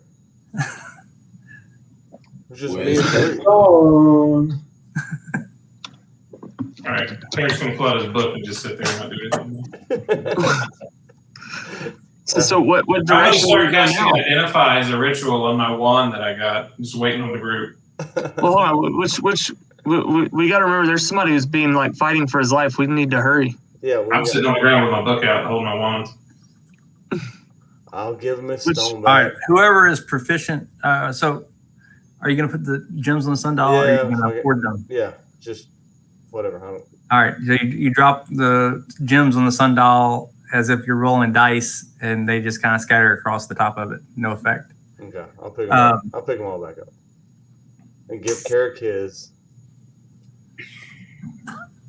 and everybody their appropriate stones. What's y'all's passive perceptions? I don't have your character sheet pulled up. 15. Yeah, 15. Ivor's probably pretty high. I would assume his is. His is 15. Yeah, probably not. It's probably higher than that, but mine's 16, so he's got to be higher than mine. All right. Whoever's proficient in perception, make a roll. Can it be more than one of us? 24. 24. Yeah, you can certainly either get 21. There you go. All right. Knowing what you know about the sundial being the portal and kind of the X marks the spot last time, and every time you've gone down a path that had a shadow cast on it, it was not the correct direction. You know that none of the paths would lead you out of here. However, with a 24, you do notice something strange about the hedgerow itself. I go look at it closely. All right, just make an investigation check for me. 25. It has a very similar shimmer to the sundial itself. Lord Jesus, I put my stone into the hedgerow. Your hand kind of goes through the hedgerow. I turn and look at everybody and step in. There you go. He just filled a dream us. I did. That's exactly it. He did the Homer Simpson where he just kind of backs into it. Yes. Yeah, so it's definitely the Homer Simpson. You find yourself at the beginning of a path. Seeing our wizard disappear in the hedgerow, I'm following him. Yeah, we're definitely running after You Carrick. you all enter the hedgerow and find yourself on a path Takes a right. that takes a right. Who came up with this? As you get to the end, it opens up to a wide courtyard, and it looks like the base of a wizard tower. Oh, thank God. We're at the Wizard Tower. What you see is a body on the ground, and what looks like a circle carved in the ground at the base. Hey, that's the dead guy I was telling you about. I'm gonna go loot his body. This individual will be carrying probably 25 copper. He has a short sword in his hand, or next to his body at least, and he's dressed in purple robes. Purple robes. Yeah, I want to go look at that circle on the ground. I'm taking the purple robes. I was gonna say I him rolling the purple robes. He's the sneaky one. I want to go look at the circle on the ground. Okay. As you approach the circle, make a intelligence check. Oh, dear God. I'm the last person that should make an intelligence check. Probably.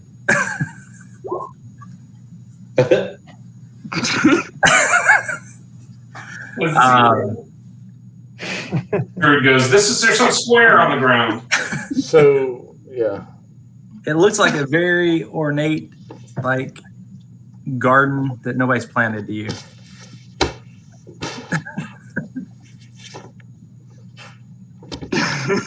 I'll see Drew like drooling on himself. It does say that, so just like, I think I just died. I think my brain just quit working.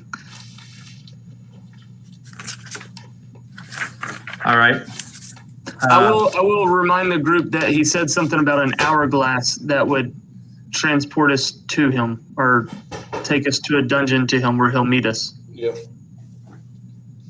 But I think that's in top of the tower, right?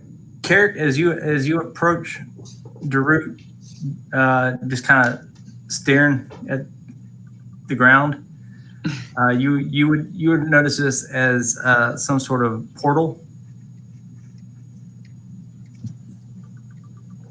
I'll tell the group. Yeah, I mean, this will take us somewhere. Are there any doors on the tower?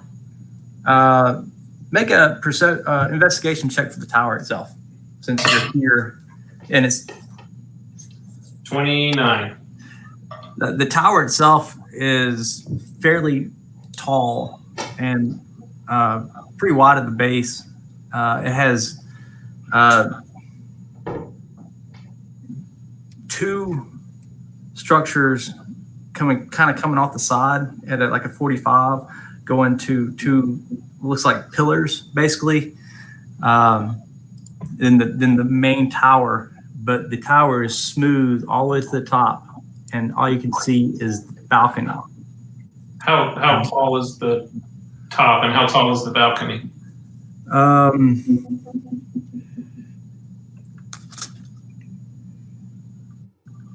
The balcony is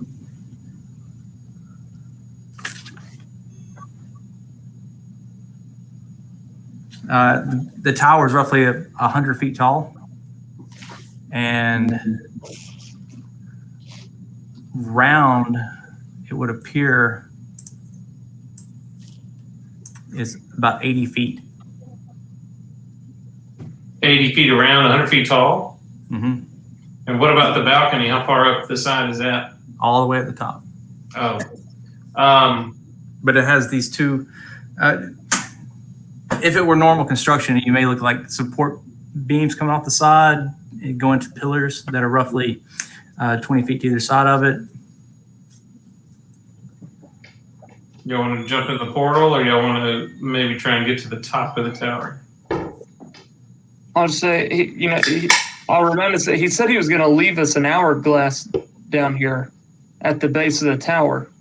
Is there an hourglass on the ground? Do we see anything? Make a investigation check to see if you see an hourglass. 25. Doesn't appear to be an hourglass on the ground. This portal was probably what he meant. Okay, fair enough. I'm not very smart. I don't know what he meant. I mean, I was there when we saw him. He definitely. Well, I mean, it's up to y'all. Like, we can send some people to the top, or we can jump through the unknown hole. What do y'all want to do? Detect magic or something? I said Roland can float up there. Yeah, I can fly up there if we want to. But I can take somebody with a spell. I can grab somebody and take them up there. I mean, there's multiple. Do we all? I mean, do we all just want to go up there real quick and come back down? I can just throw up an arcane gate and we can just come and go. There you go. That's kind of dope. Why didn't you lead with that? Well, I mean, here's the thing. What do we know so far? We know that there's a dead purple guy that the guy killed and threw off the side, and he told us to go to the dungeon. So do we trust this guy, or do we not trust this guy? We don't know. Yeah, he asked us to come rescue him. Yeah, okay, shut up, Drew. We don't know. He's in danger. He's got a dragon mask. They're trying to kill him. He's like Roland before we knew who Roland was. I've only known one Roland in my life. All right. Yeah, it's like falling down a compass. I'm going to send, while we're discussing this, I'm going to send R2 to look at the top of the tower. I would assume he wasn't just saying there's a hole in the ground and an hourglass. I mean, if there's an hourglass, I would imagine there's an hourglass. Or that ship is sailed and it made a hole in the ground. I don't know. Again, I'm not the smartest one either, so. But the way Carrick sees it is simple. Either we go through or that we don't know where it goes, or we go to the top and work our way down? Was the portal even active? Don't they usually glow or? That's a fair point. Yeah, you do see a similar shimmer to this portal as you saw in the like in the hourglass and the hedgerow. Hell, let's just jump in the hole. Okay. Yeah, let's just jump in the portal. All right. Let's jump in the portal. Quit fucking around. Yeah. I'm still sending R2 to the top to look around though. Okay. Have R2 make a perception check. Or an investigation. She already found where she's looking. 14 plus 3, 17. 17. She makes a circle around. She definitely sees the balcony that he was on. However, it seems like the balcony leads to just a stone wall. Oh, it's just a stone wall. There's no door or anything going in the tower? Doesn't appear to be. I'm going to have her land on the balcony and try and walk through the wall. Since I know there's all kinds of crazy illusions around this place. Easy enough. She lands and kind of does her bird hop towards the wall and kind of dings her beak on solid stone. All right. I'll snap her back and say, all right, let's go in the hole.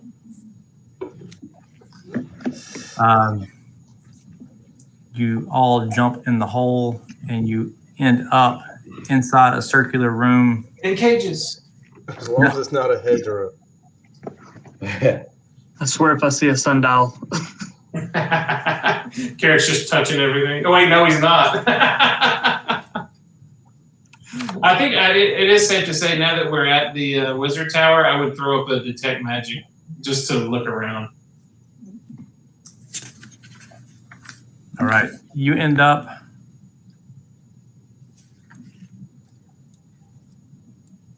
Who's drawing?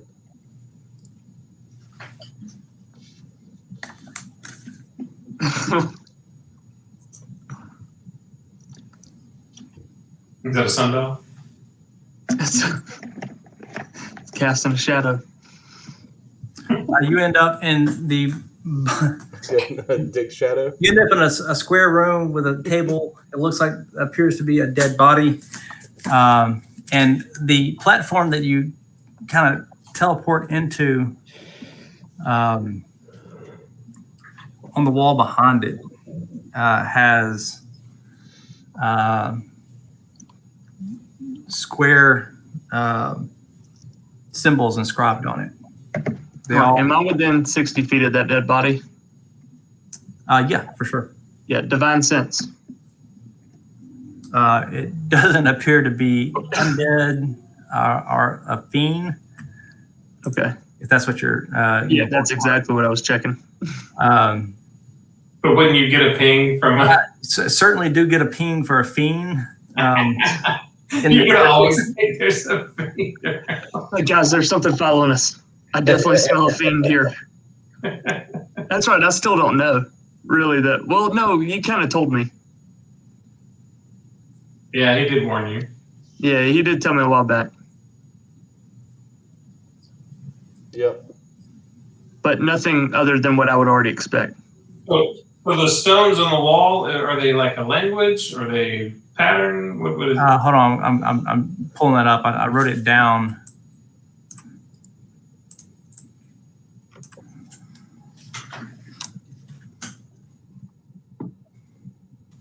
I'm pulling it up.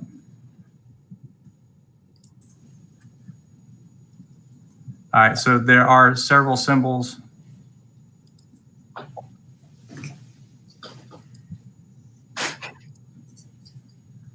Is that right?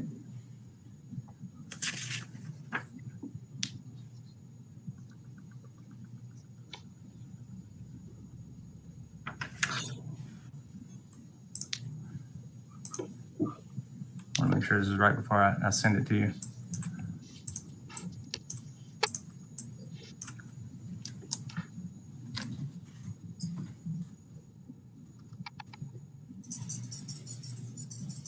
All right.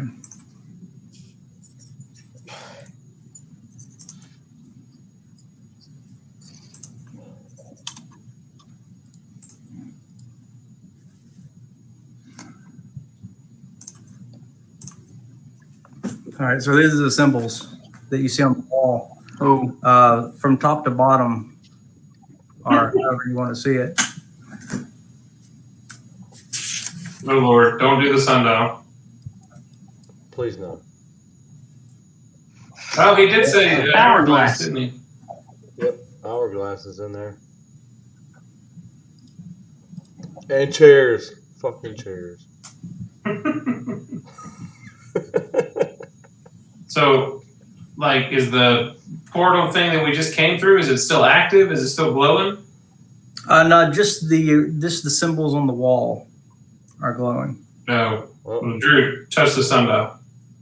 I'll run and No, touch no, the hourglass. Hourglass. yeah, I'll touch the hourglass or. I will touch the hourglass. Okay. Not the sundial. Go for it. I want to look around the room before we leave. Hold up. I love how Carrick's just using Drew as like a little puppet here, just Yeah. constantly. Hey, Drew, why don't you do this? Oh, okay. Man, I had an intelligence of 0. If you're looking at our wall, the walls have just symbols inscribed on, geometric symbols, designs that are representative of like different animals, eagles and snakes. And obviously you see a dead body. It's a human female, face down and full of blood. She seems to be wearing robes of the dragon cult. Oh, another pair of robes. Yep. It appears to be stabbed to death. Who wants to undress the chick? Not me. The dead chick. Nope. What else? Are there bookshelves or shelves on the wall? Well, I mean, no, it's just symbols scribed in there. Does anything look like a language that I don't understand, or is it just All symbols? it is geometric symbols, like more like astronomy type stuff. So, Right. does anything happen if I touch the hourglass symbol? Do you want to touch it? Yes, I do. The portal will light up. I'm gonna go loot the dead body first. I'll go over with the Drew and see if I can get a better handle on what the hell's going on. I'll just say, guys, I think this is what he was talking about, the hourglass. leading us Actually, to as you touch the hourglass symbol, nothing happens for that one. I'm sorry. Oh, nothing happens. Never mind. No, nothing happens for that one. It's the only one that is not lit up at this point. Well, okay. So what's next to it? I want to go touch that one. And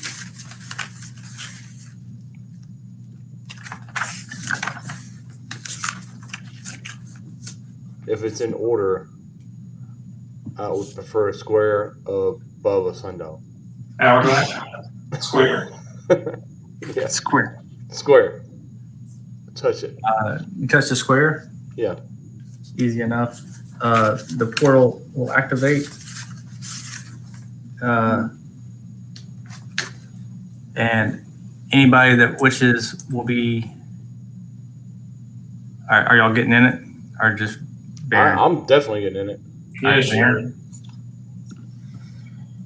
In the portal? The square? Y'all will be teleported to a round room.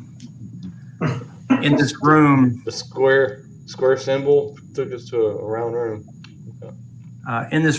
there is a pillar of, it looks like bluish black a substance from floor to ceiling in the middle.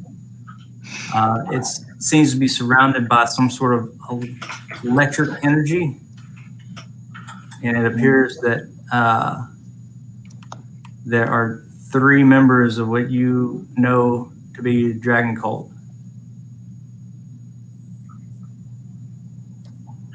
That substance in the middle pillar seems to be swirling around. You said it's an electric energy or what? Like a tornado in a bottle. This pillar is surrounded by some sort of electrical field. and it seems to be going through the floor. The electric field seems to be kind of twirling through the stone as it goes up. The members, the 3 individuals in there are looking around as you make your entrance, and they look at each other and say, they're already in here. They said what? We're already in here? Yeah. Now's the time to bar some fire. Yeah, go for it, Groot. So Oh, if you definitely. will, I'll do an initiative roll real quick. So much for surprise. I guess we don't need those dragon cult robes. Well, he had already said on the balcony they know you're here. So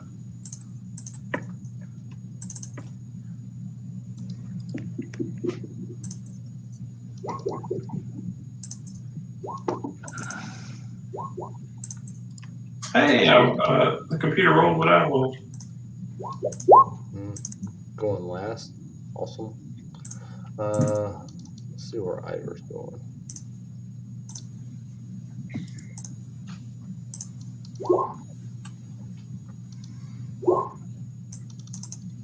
Not much better.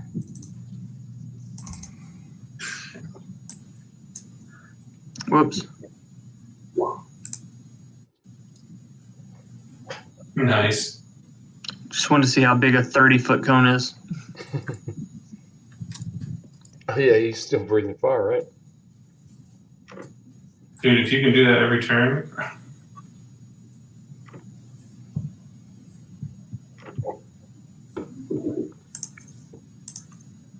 all right. Well, it would appear Drew goes first anyway. Yeah, there you go. Step forward.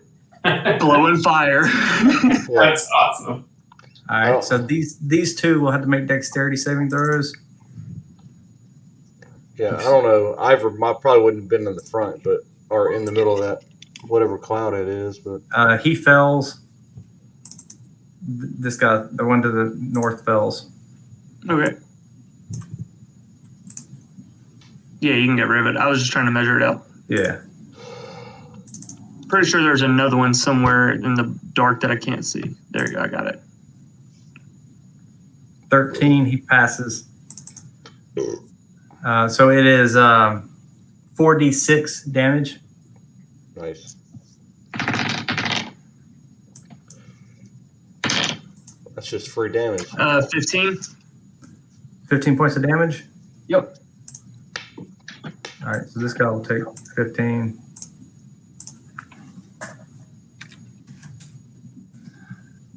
I'll take half.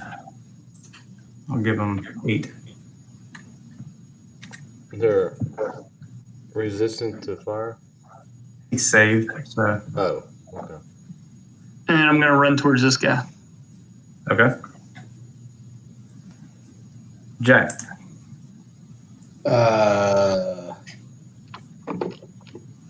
Let's see if history can repeat itself. I'm going to Tasha's hideous laughter. This guy over here. Nice.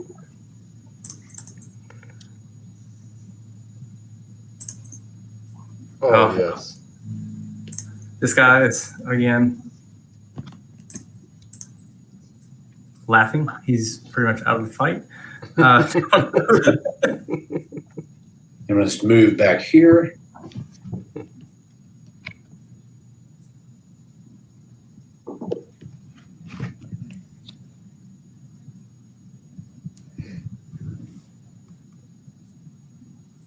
With iron stones, my spell storing iron stone, Mhm.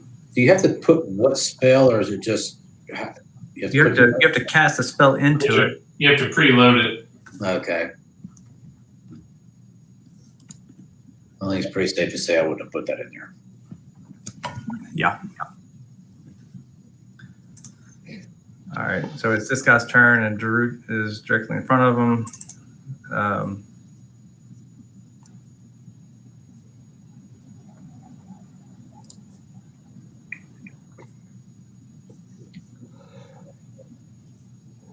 He's going to look at Darut, cast hold person. Mm.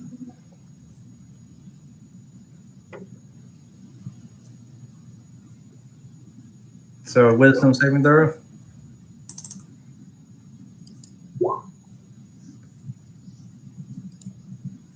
Let's see what his DC is. Save DC is you save. Oh, yay. Oh, I thought that was way too low. So he's not doing great. This guy's laughing. He's out of the fight. Rolling, you're up. Let's see here. Baron's gonna say, do the portal thing. Not if that would serve a lot of purpose here. This guy that blew fire on. How much? I can't remember how much damage did you do? 15. 15 to one, 8 to the other. Okay, so he probably still looks pretty healthy. The one that took full damage to the north. He's looking wounded. He's not in terrible shape, but he's that one up there. Yeah. Okay, I'm gonna. He's singed a bit. I'm gonna step over here, and then I'm going to point at him, and I'm going to cast Finger of Death. Nice. Oh. He's dead. Oh, Okay. oh. Bye-bye. Let's see here.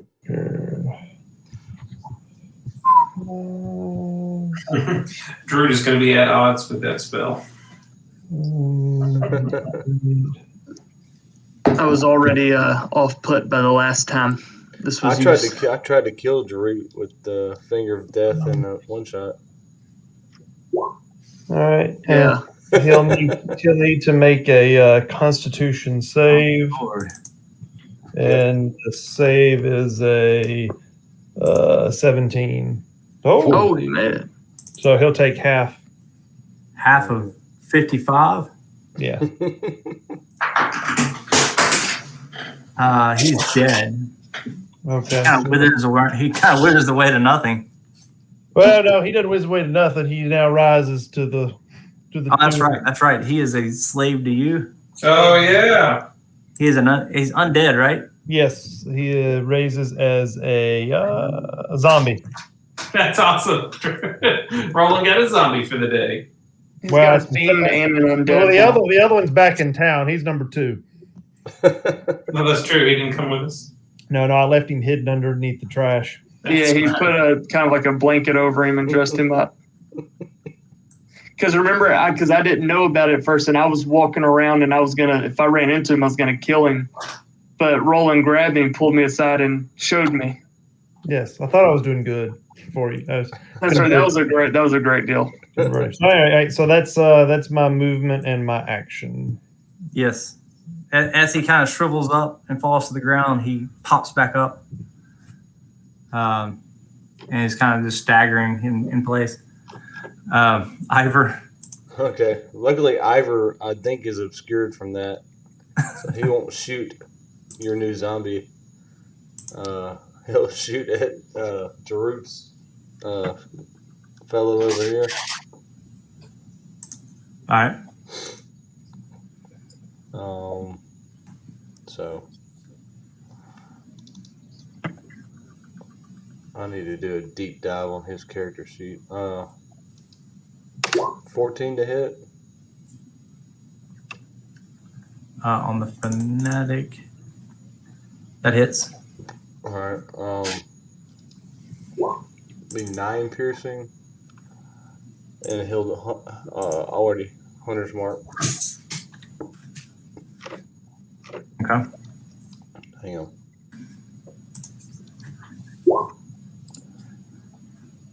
So that's an 8, and then a sneak attack.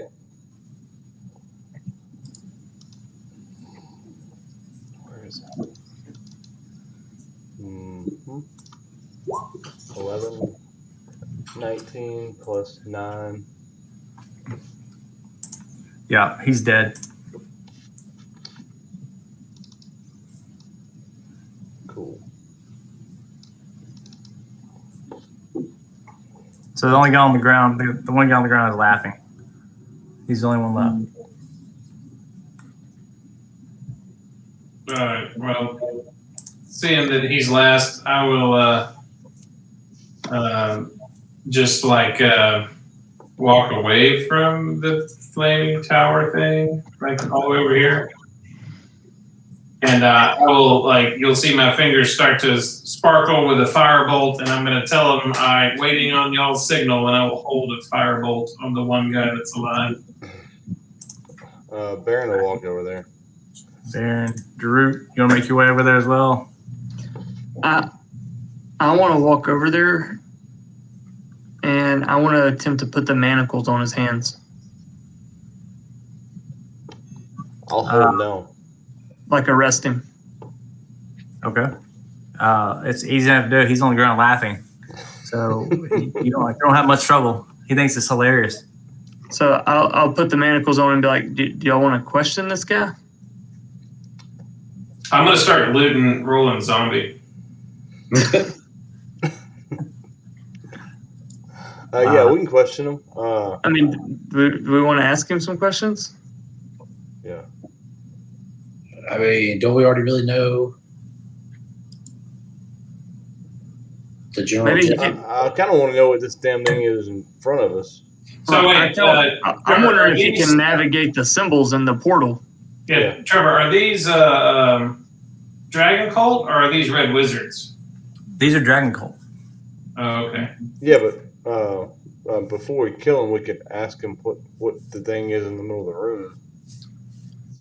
Well, like I said, I was kind of wondering if he could maybe navigate some of the symbols in the portal for us and take us where we want to go. Oh, yes. Drag him over to the portal and see if the hourglass lights up for him. All right, well, I'm going to release the spell. Yeah. He's manacled. I'll get a good firm grip on the manacles. Yeah, he still thinks you're trying to tickle him. Yeah. Okay, I've released the spell. All right. As he snaps to, and he tries to fight against his manacles, he realizes pretty quickly that he's been caught.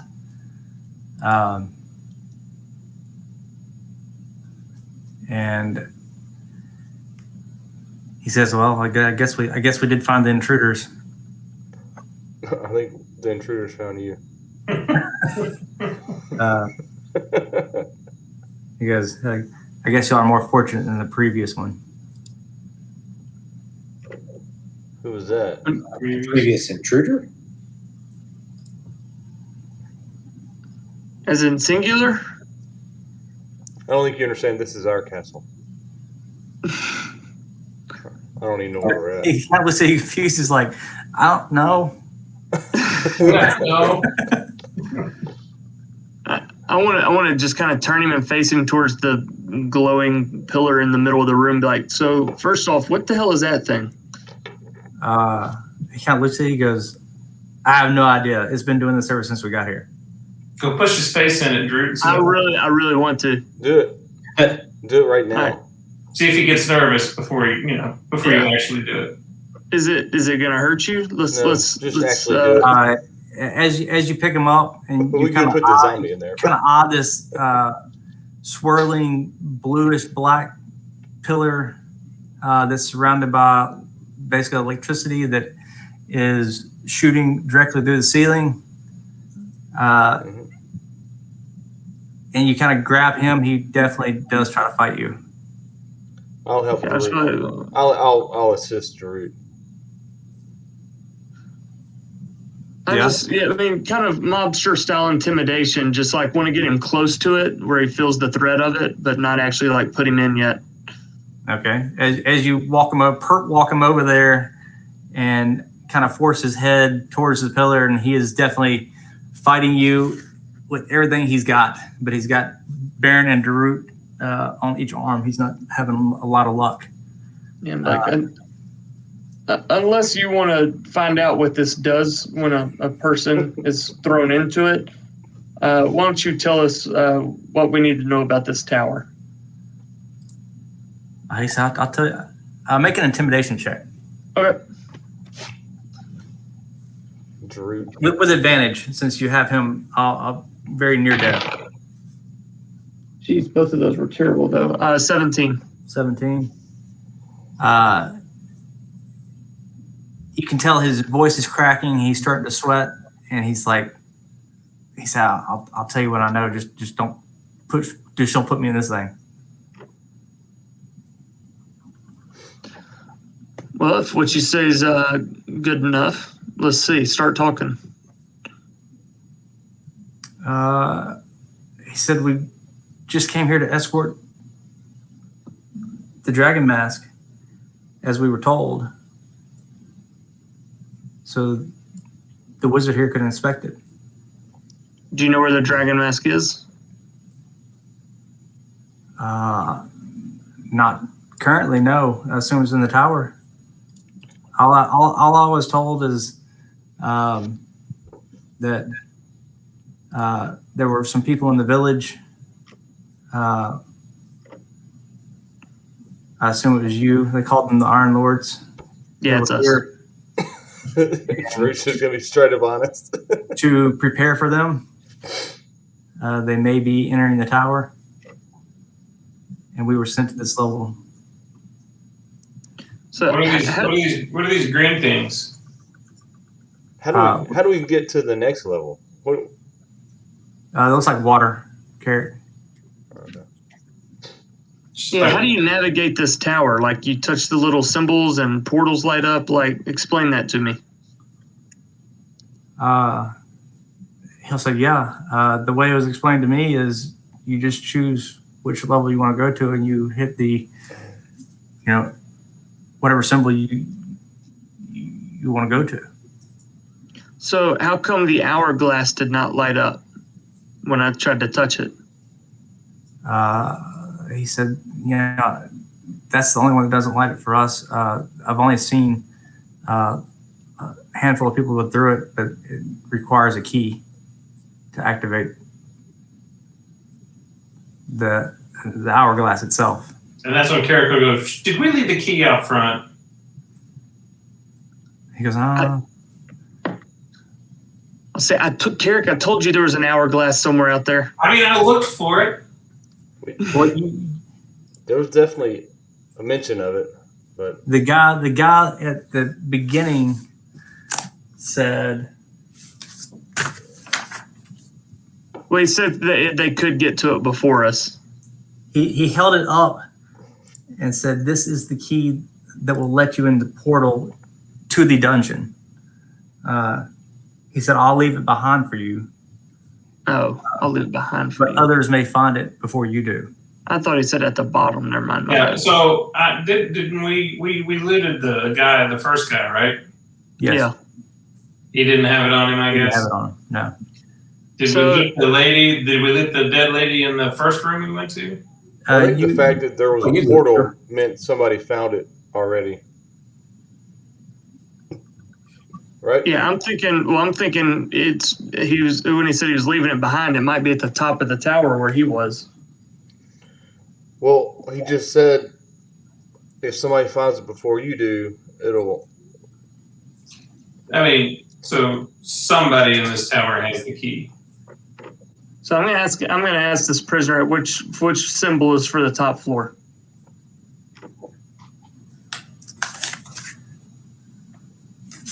He'll look. He'll look at you and say, the star goes to the top. I want to insight check that Yeah, inside check. if I believe him. And I'm pretty sure I believe him.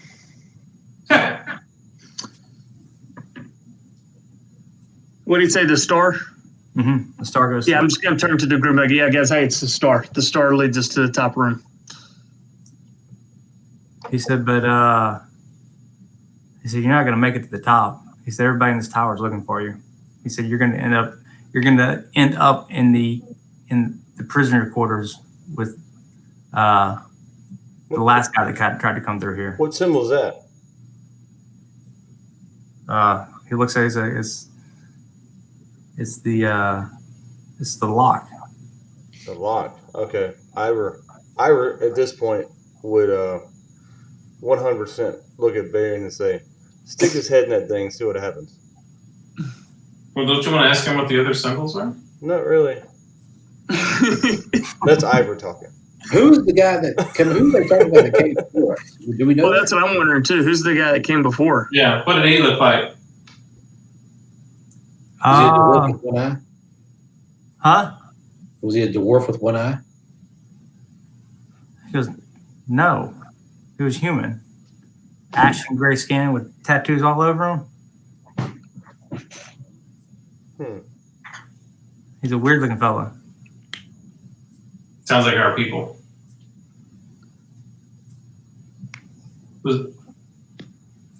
He said the guy that runs this tower was pretty pissed off when he found out why he was here. Why was he here? No, he's I don't know why he was here. I just know he was pissed and locked him in that prison area. Well, keep telling us everything you know so we can kill you.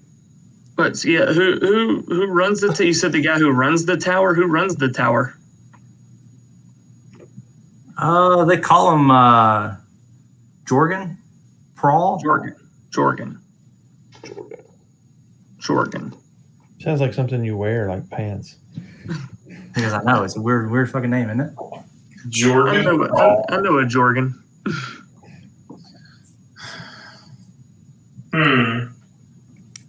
What else? What were y'all doing in here? I thought you knew they were protecting that hourglass. Yeah, what were y'all? What we're doing here? Yeah. They said spread out and look for intruders. Oh. Well, what's up with these little water puddles on the ground? I said, I don't know. We've been drinking out of them. You've been drinking it? Oh, okay. Great. Hey, before my 10 minutes is up, is anything magical in the room? That pillar. Just the pillar? No items on anybody? No. All right. I'm just a little perplexed. If you're told to spread out and look for intruders, why you would go to a room with no doors? Well, how'd you get in here? The portal. That's how we got here. You can go there anywhere in the tower through that portal, except for one that's locked. What's locked? The hourglass. Just the hourglass? Because this guy right here. Slapping. Yeah. Baron's going to look at Drew and say, I think we're done with him. Yeah. You want to take your manacles off before you electrocute him? Or after? Yeah. Baron, you got him? I got him. All right. I'm going to take the manacles off. Yeah. Manacles are off. How is he dressed? Is he armored? Does he have weapons? Does he have spells? What's he doing? This guy? Yeah. Leather armor. He has a component pouch. No spell book. I was going to say, tell me he has a spell book, and then Baron just throws him in the pillars. Yeah, he has 2 daggers. Ooh. But I can assume they're not magical since I'm looking. They're not peeing on your detect magic. All right. All right. Well, he's not still hideously laughing. He's not laughing, is he, anymore? No, he's kind of rubbing his wrist. He's like, all right, well, I wish y'all well. All right. Well, I still got him by the back of his arm. I can make a strength check and have Darut assist, but we're definitely gonna throw this dude in here. See what happens. Yeah, I'm gonna back up. I'm gonna get into the portal. Well, hold on. So I would love for this to play out where Darut is giving this man a speech about, hey, he's need to better his life. He needs to quit hanging around with the dragon cult. You need to make something really stop, doing bad things. And then just while in the middle of that speech, Baron just throws him in. That plays out better. Yeah.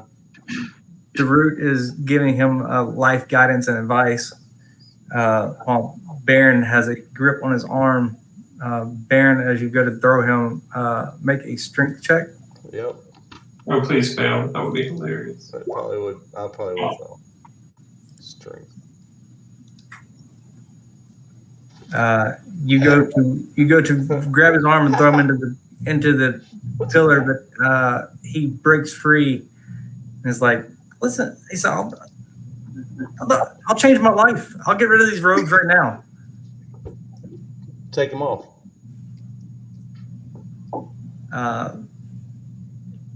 Kind of figuring out what you were trying to do, he's like, "Yeah, I'll take them off right now." He disrobes. It takes him a while. Put a pouch. It takes him a while. He's getting out of his leather armor. Yeah, he's like stripping naked, no armor, no pouch, no weapons. So you need to go on your way, live your life, leave the cult of dragon behind, and do good everywhere you go as a penance for the harm you've done. What's he got on now? What's his name? We need his name now that we're saving him. His name's Colt Fanatic. Call him Fanny. Hey, Colt. I'm just gonna start calling him Colt. Yeah, all right, Colt. I'm gonna call him Fanny. Fanny Colt. Cool. Colt Fanny. Colt, go make something of your life and do good to serve as penance. Push the sundial and push him out. He will run over and tap the sundial, and he I disappears. assume the sundial leads you back to the maze. I don't know.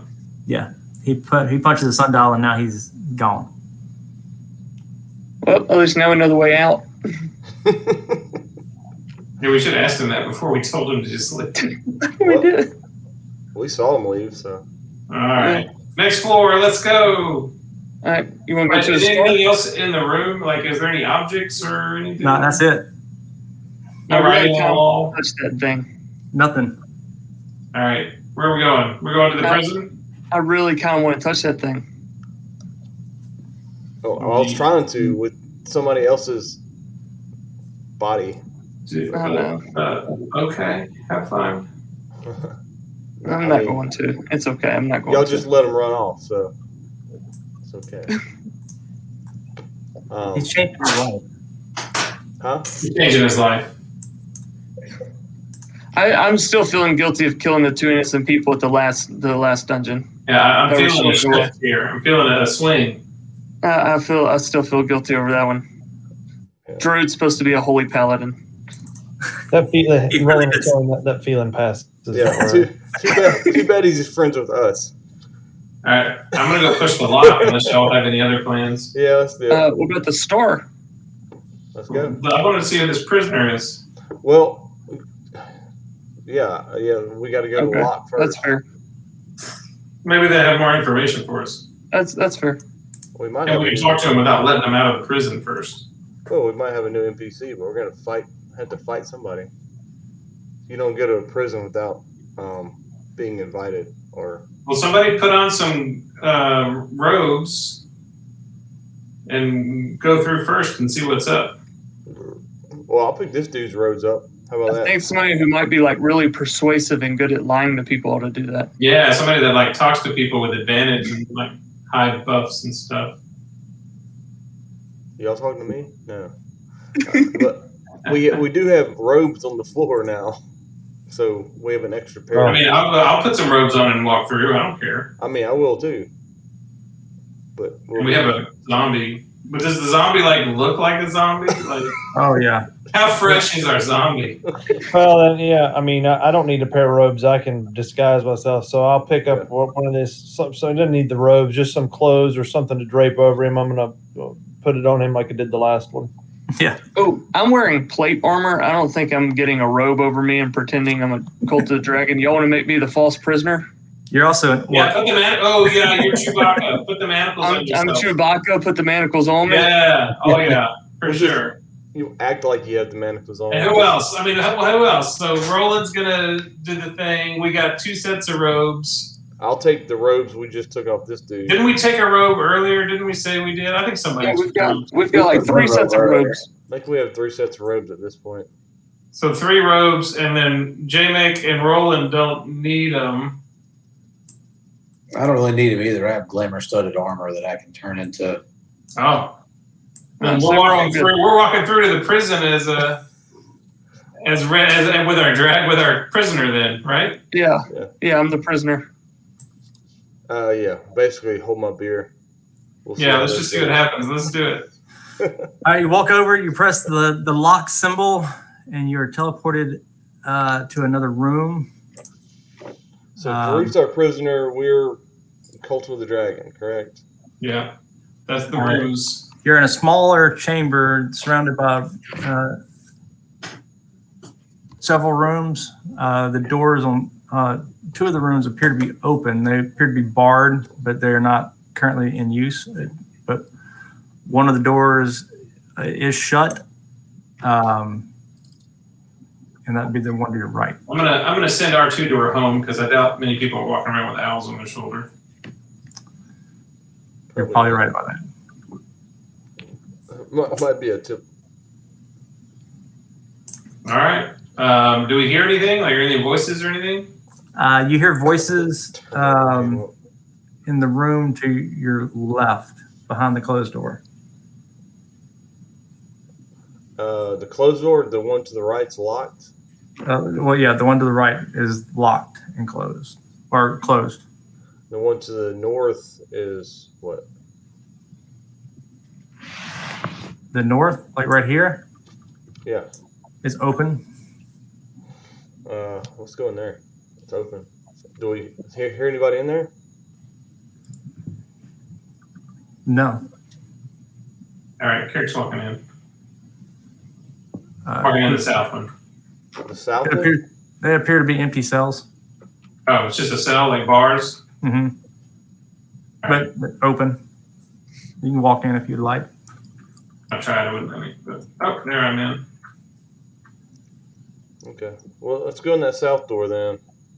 The two, I guess, Carrick and Baron and whoever else can get in there without being noticed. We'll take. Yeah, is there anything in there in the room, on the floor, carved on the walls, anything like that? It's just a stone holding cell. All right, We'll take- nothing in here. Keep moving. We'll take Drew with us to the south. I was saying, I'm just going wherever y'all escort me. Yeah, we'll escort him to the south where we heard the voices. Is that okay? Yeah. Yep. Do we got to knock on the door, try the door, or what? I'll bang on it if it's locked. Go for it. Yeah, I'll go bang on it.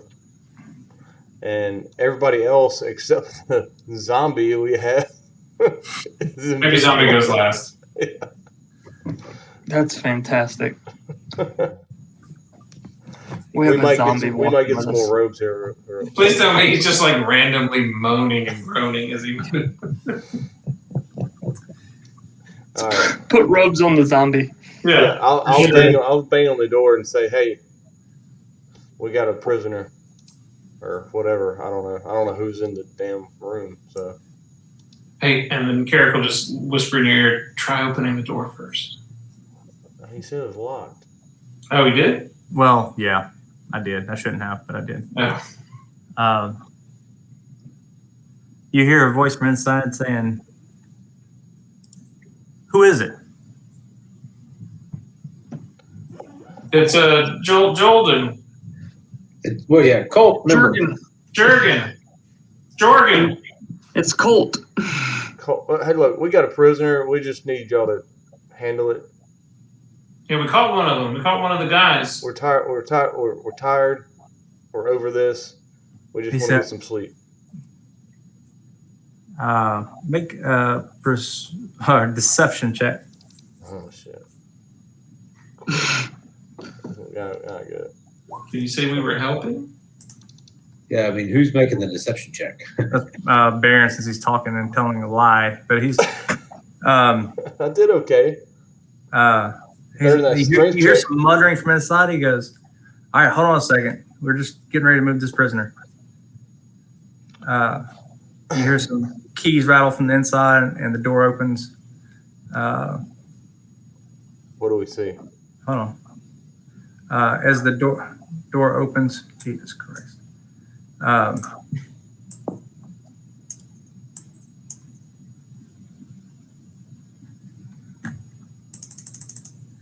You see two individuals, or three individuals. One Oh, we're over here. Okay. The one in between the two that you recognize dressed as Dragon Cult members. There's one in the middle is dressed in red robes. He's got an ashen face and tattoos on his face, armbands tattooed. His fingernails are black, and he's being drugged by these two individuals. Hey, what kind of robes did you say he was in? Red. And these two on the sides of them are Dragon Cult members. The red robes, are they different than the? Yeah, not the other guys. Does he look like a Red Brand from Phandalin? Oh no. They were wearing sashes. He's got a very ornate, very elaborate robe. Like a Wizard of Day. Yeah, he's a red wizard. I'll either way. I'll just quietly, loud enough for everybody to hear. I'll just say the name that I remember from our meeting. Iskander. It's even a name. The two cult members kind of look at you and said, "Is he your prisoner?" No. The guy doesn't react. The third guy. Baron will say, "Is he your prisoner?" The other guy, yeah, he is able to hold his head up. However, he looks very, very weak. The other prisoner. Yeah, That big guy. the one they're dragging. Yeah. We have he an got- Iron Lord here. I'll just lean over to Darug and say, I think that's your friend. You're supposed to help. Like then let's help him. Okay. We're waiting on you. I'm in chains. I hope you gotta do the jailbreak thing. Yeah. The cult member kind of looks up and goes, "You said you have a prisoner?" Yeah. Right here. Push Darug into the room. If we haven't undone his manacles, or if we ever did them, like locked them, we will unlock them.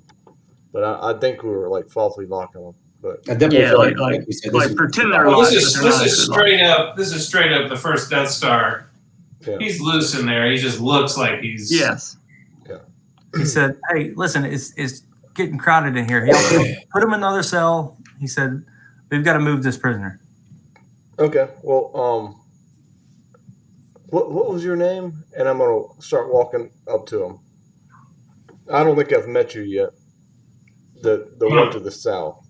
I'm gonna pull out some parchment and start writing and act like I'm writing a report right now. He said, I'm Dell. This is my other brother. This is my brother Dell as well." Yeah. Okay. Well, it's But, I nice mean- to meet you, Dell. I'm Baron of the Iron Lords, and I'm gonna hit him. All right, go ahead and take your turn. Oh my god. Oh. Well, I don't get to hit him 3 times. It's probably a sneak attack, right? Yeah, that was a sneak attack. Yeah. Somehow he manages to avoid your first attack. He does drop the prisoner, and the prisoner kind of rolls to the side, and real quick, and then yeah, I gotta have them make attacks real quick. That's fine. Because it's part of the game.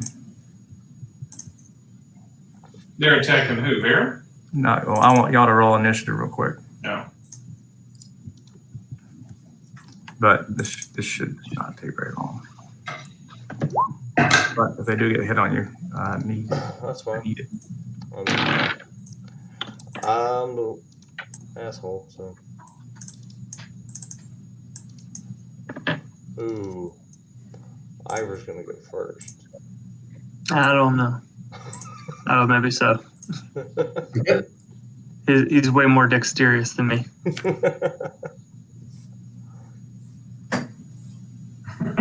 I didn't put myself in there. Whoopsie. Baron, what'd you roll? Well.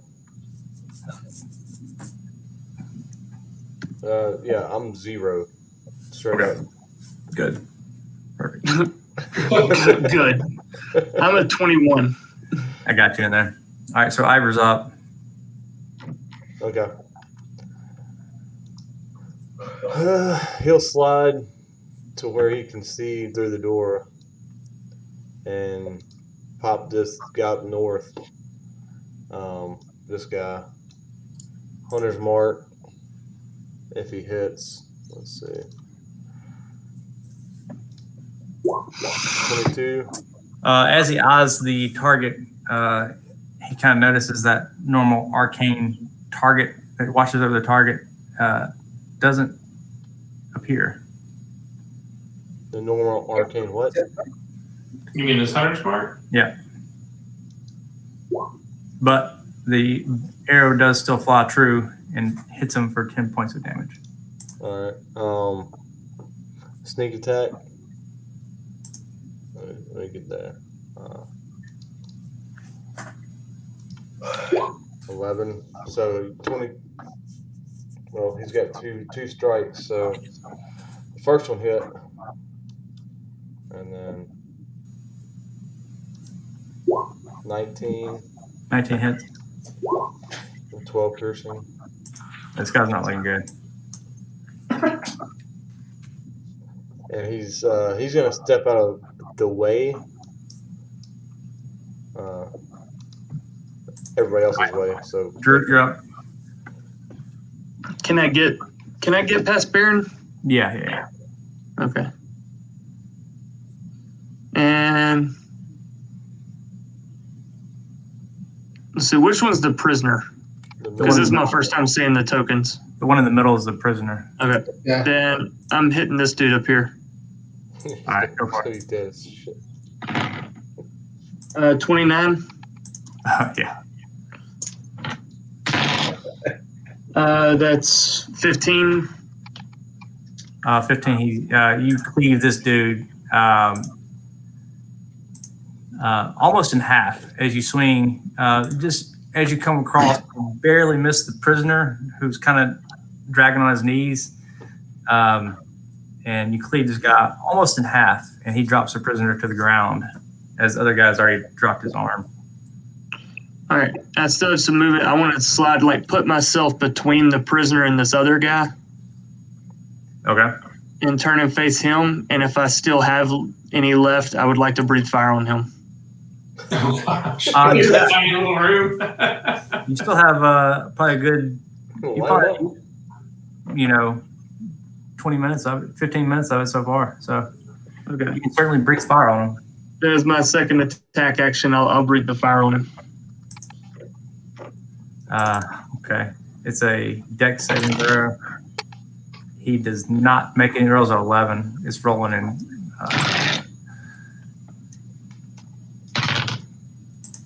11 points of fire damage. 11? Yeah. There were a lot of low rolls. All right. This guy's not looking good. He's on fire. But he's still up for now. Carrot, you're up. Well, insult to injury. I'll get to where I can see him, I guess. And I'll just firebolt him. Keep on firing. 25 to hit. As you go to cast your firebolts, they just kind of peter out of your hands and nothing happens. Oh, no fair. Yep. Well, I guess that's my action. Hunter's mark didn't work either. All right. Jack, you're up. I'll back up and then I guess and say, guys, no more magic. Well, okay. I've got this sword. Maybe I won't cut myself pulling it out. It's rusted in the scabbard. No. Yeah. Sometimes the frost makes it thick. I will move Strength up, check to see if you can get it out. move up here, and shit, I guess. You might want to pee on it or something. I don't know. Oh, man. Oh, rapier, you're a little rusty with it, it looks like. Yeah, we're up here. You're A plus nod? 7? Yeah. The Jesus. nod misses. Let me Yeah. see. Let me see. I don't want to look at that one. Back up here. All right, this guy that is next, I believe, is dead. It's this guy's turn. He's gonna take a swing at Baron. Everybody keeps shooting at me. 22. Yeah, 22. I'm going to cutting words that. Okay. You better be good. But what's your armor class? I thought you were close to 20. 17. Oh. Oh, Oh, look at it. Nice. look at that. That's the 16. Yep. So as he pulls back to hit you, he feels really confident. However, he hears from the side of the room a snide comment. That's right. Your mama pulls a snowblower. It distracts him to the point where he missed, just barely missed. He kind of glances off your armor.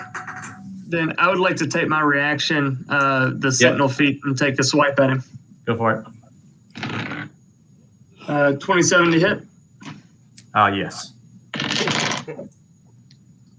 15 points of damage. You're wielding a large sword in a small room, so everybody is a little bit in danger, but you do find your target and run him through with the sword. Everybody. Go.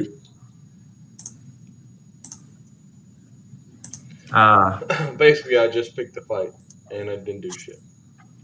You did great. You did great. I didn't do anything either. You distracted him. We all got him. And the prisoner just kind of looks up at Darut and says, thank God y'all are here. Now that those two guys are dead, I'm going to turn and try and throw a firebolt at the wall. Okay. Let's get another set of robes, too. Casting magic on.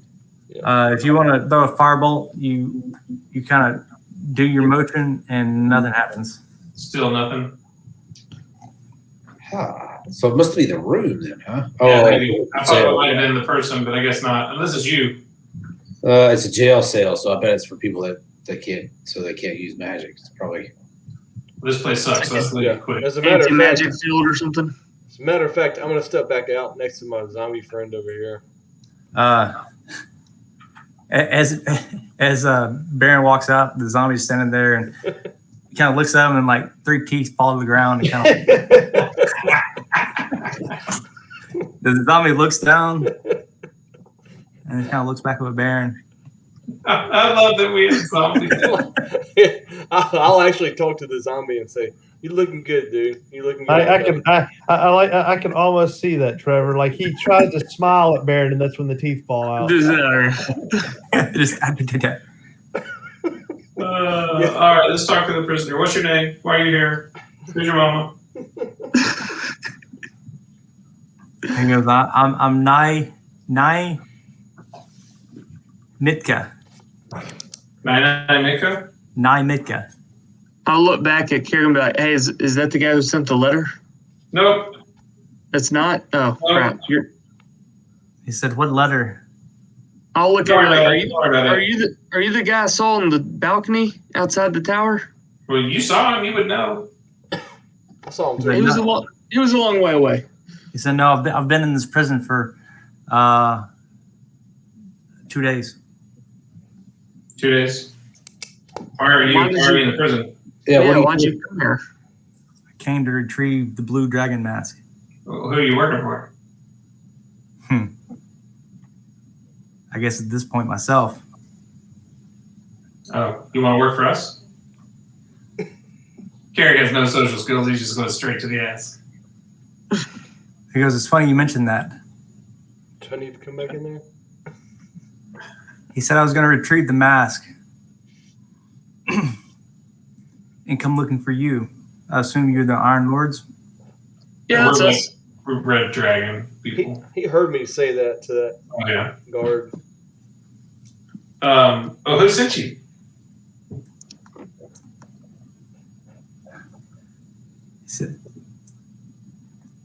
He said I come with my own volition.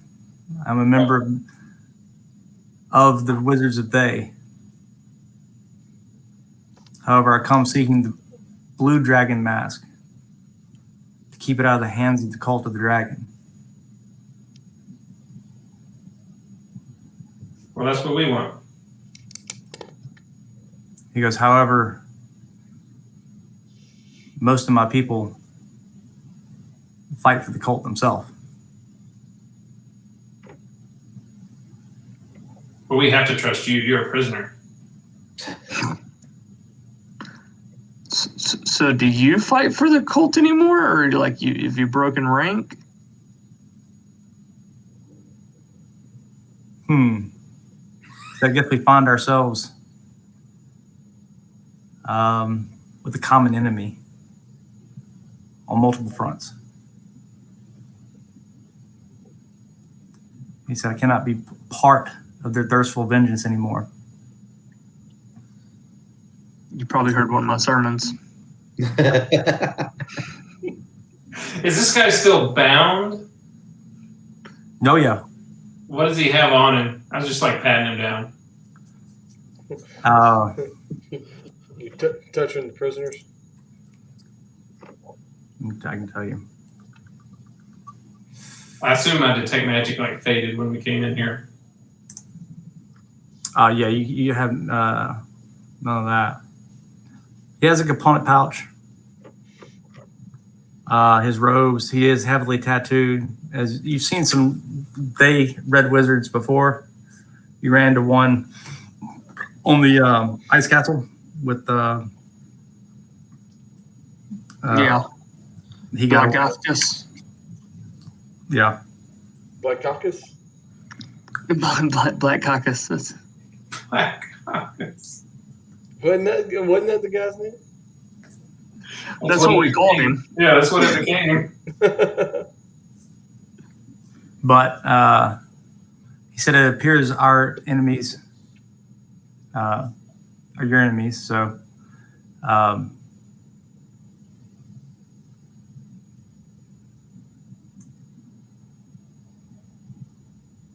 time is it? Let's just leave it there for now. It's Okay. 12:30. We'll pick it up here, and I'll sort out the details in a little more organized fashion, and then we can. Oh, we're not just going to kill him and loot his body. Oh, you certainly can. Carrick's like got the murder lust because he's in a wizard tower with a bunch of other spellcasters. He's just looking for spell books left and I just right. want it. I want the stuff. Your time is near. What happened to J. Mick? Yeah, it's probably the best. I gotta get up at like He's 6. just trying to check himself out. I got you. Yeah, it's it's late, and I don't want to. I want to do this a little bit better, more justice than everybody. Sorry, I killed all your guards, but I actually didn't. I didn't touch them. But yeah, this room is protected against magic because there's only one way to keep people that can do magic in one place. It's interesting. All right, well,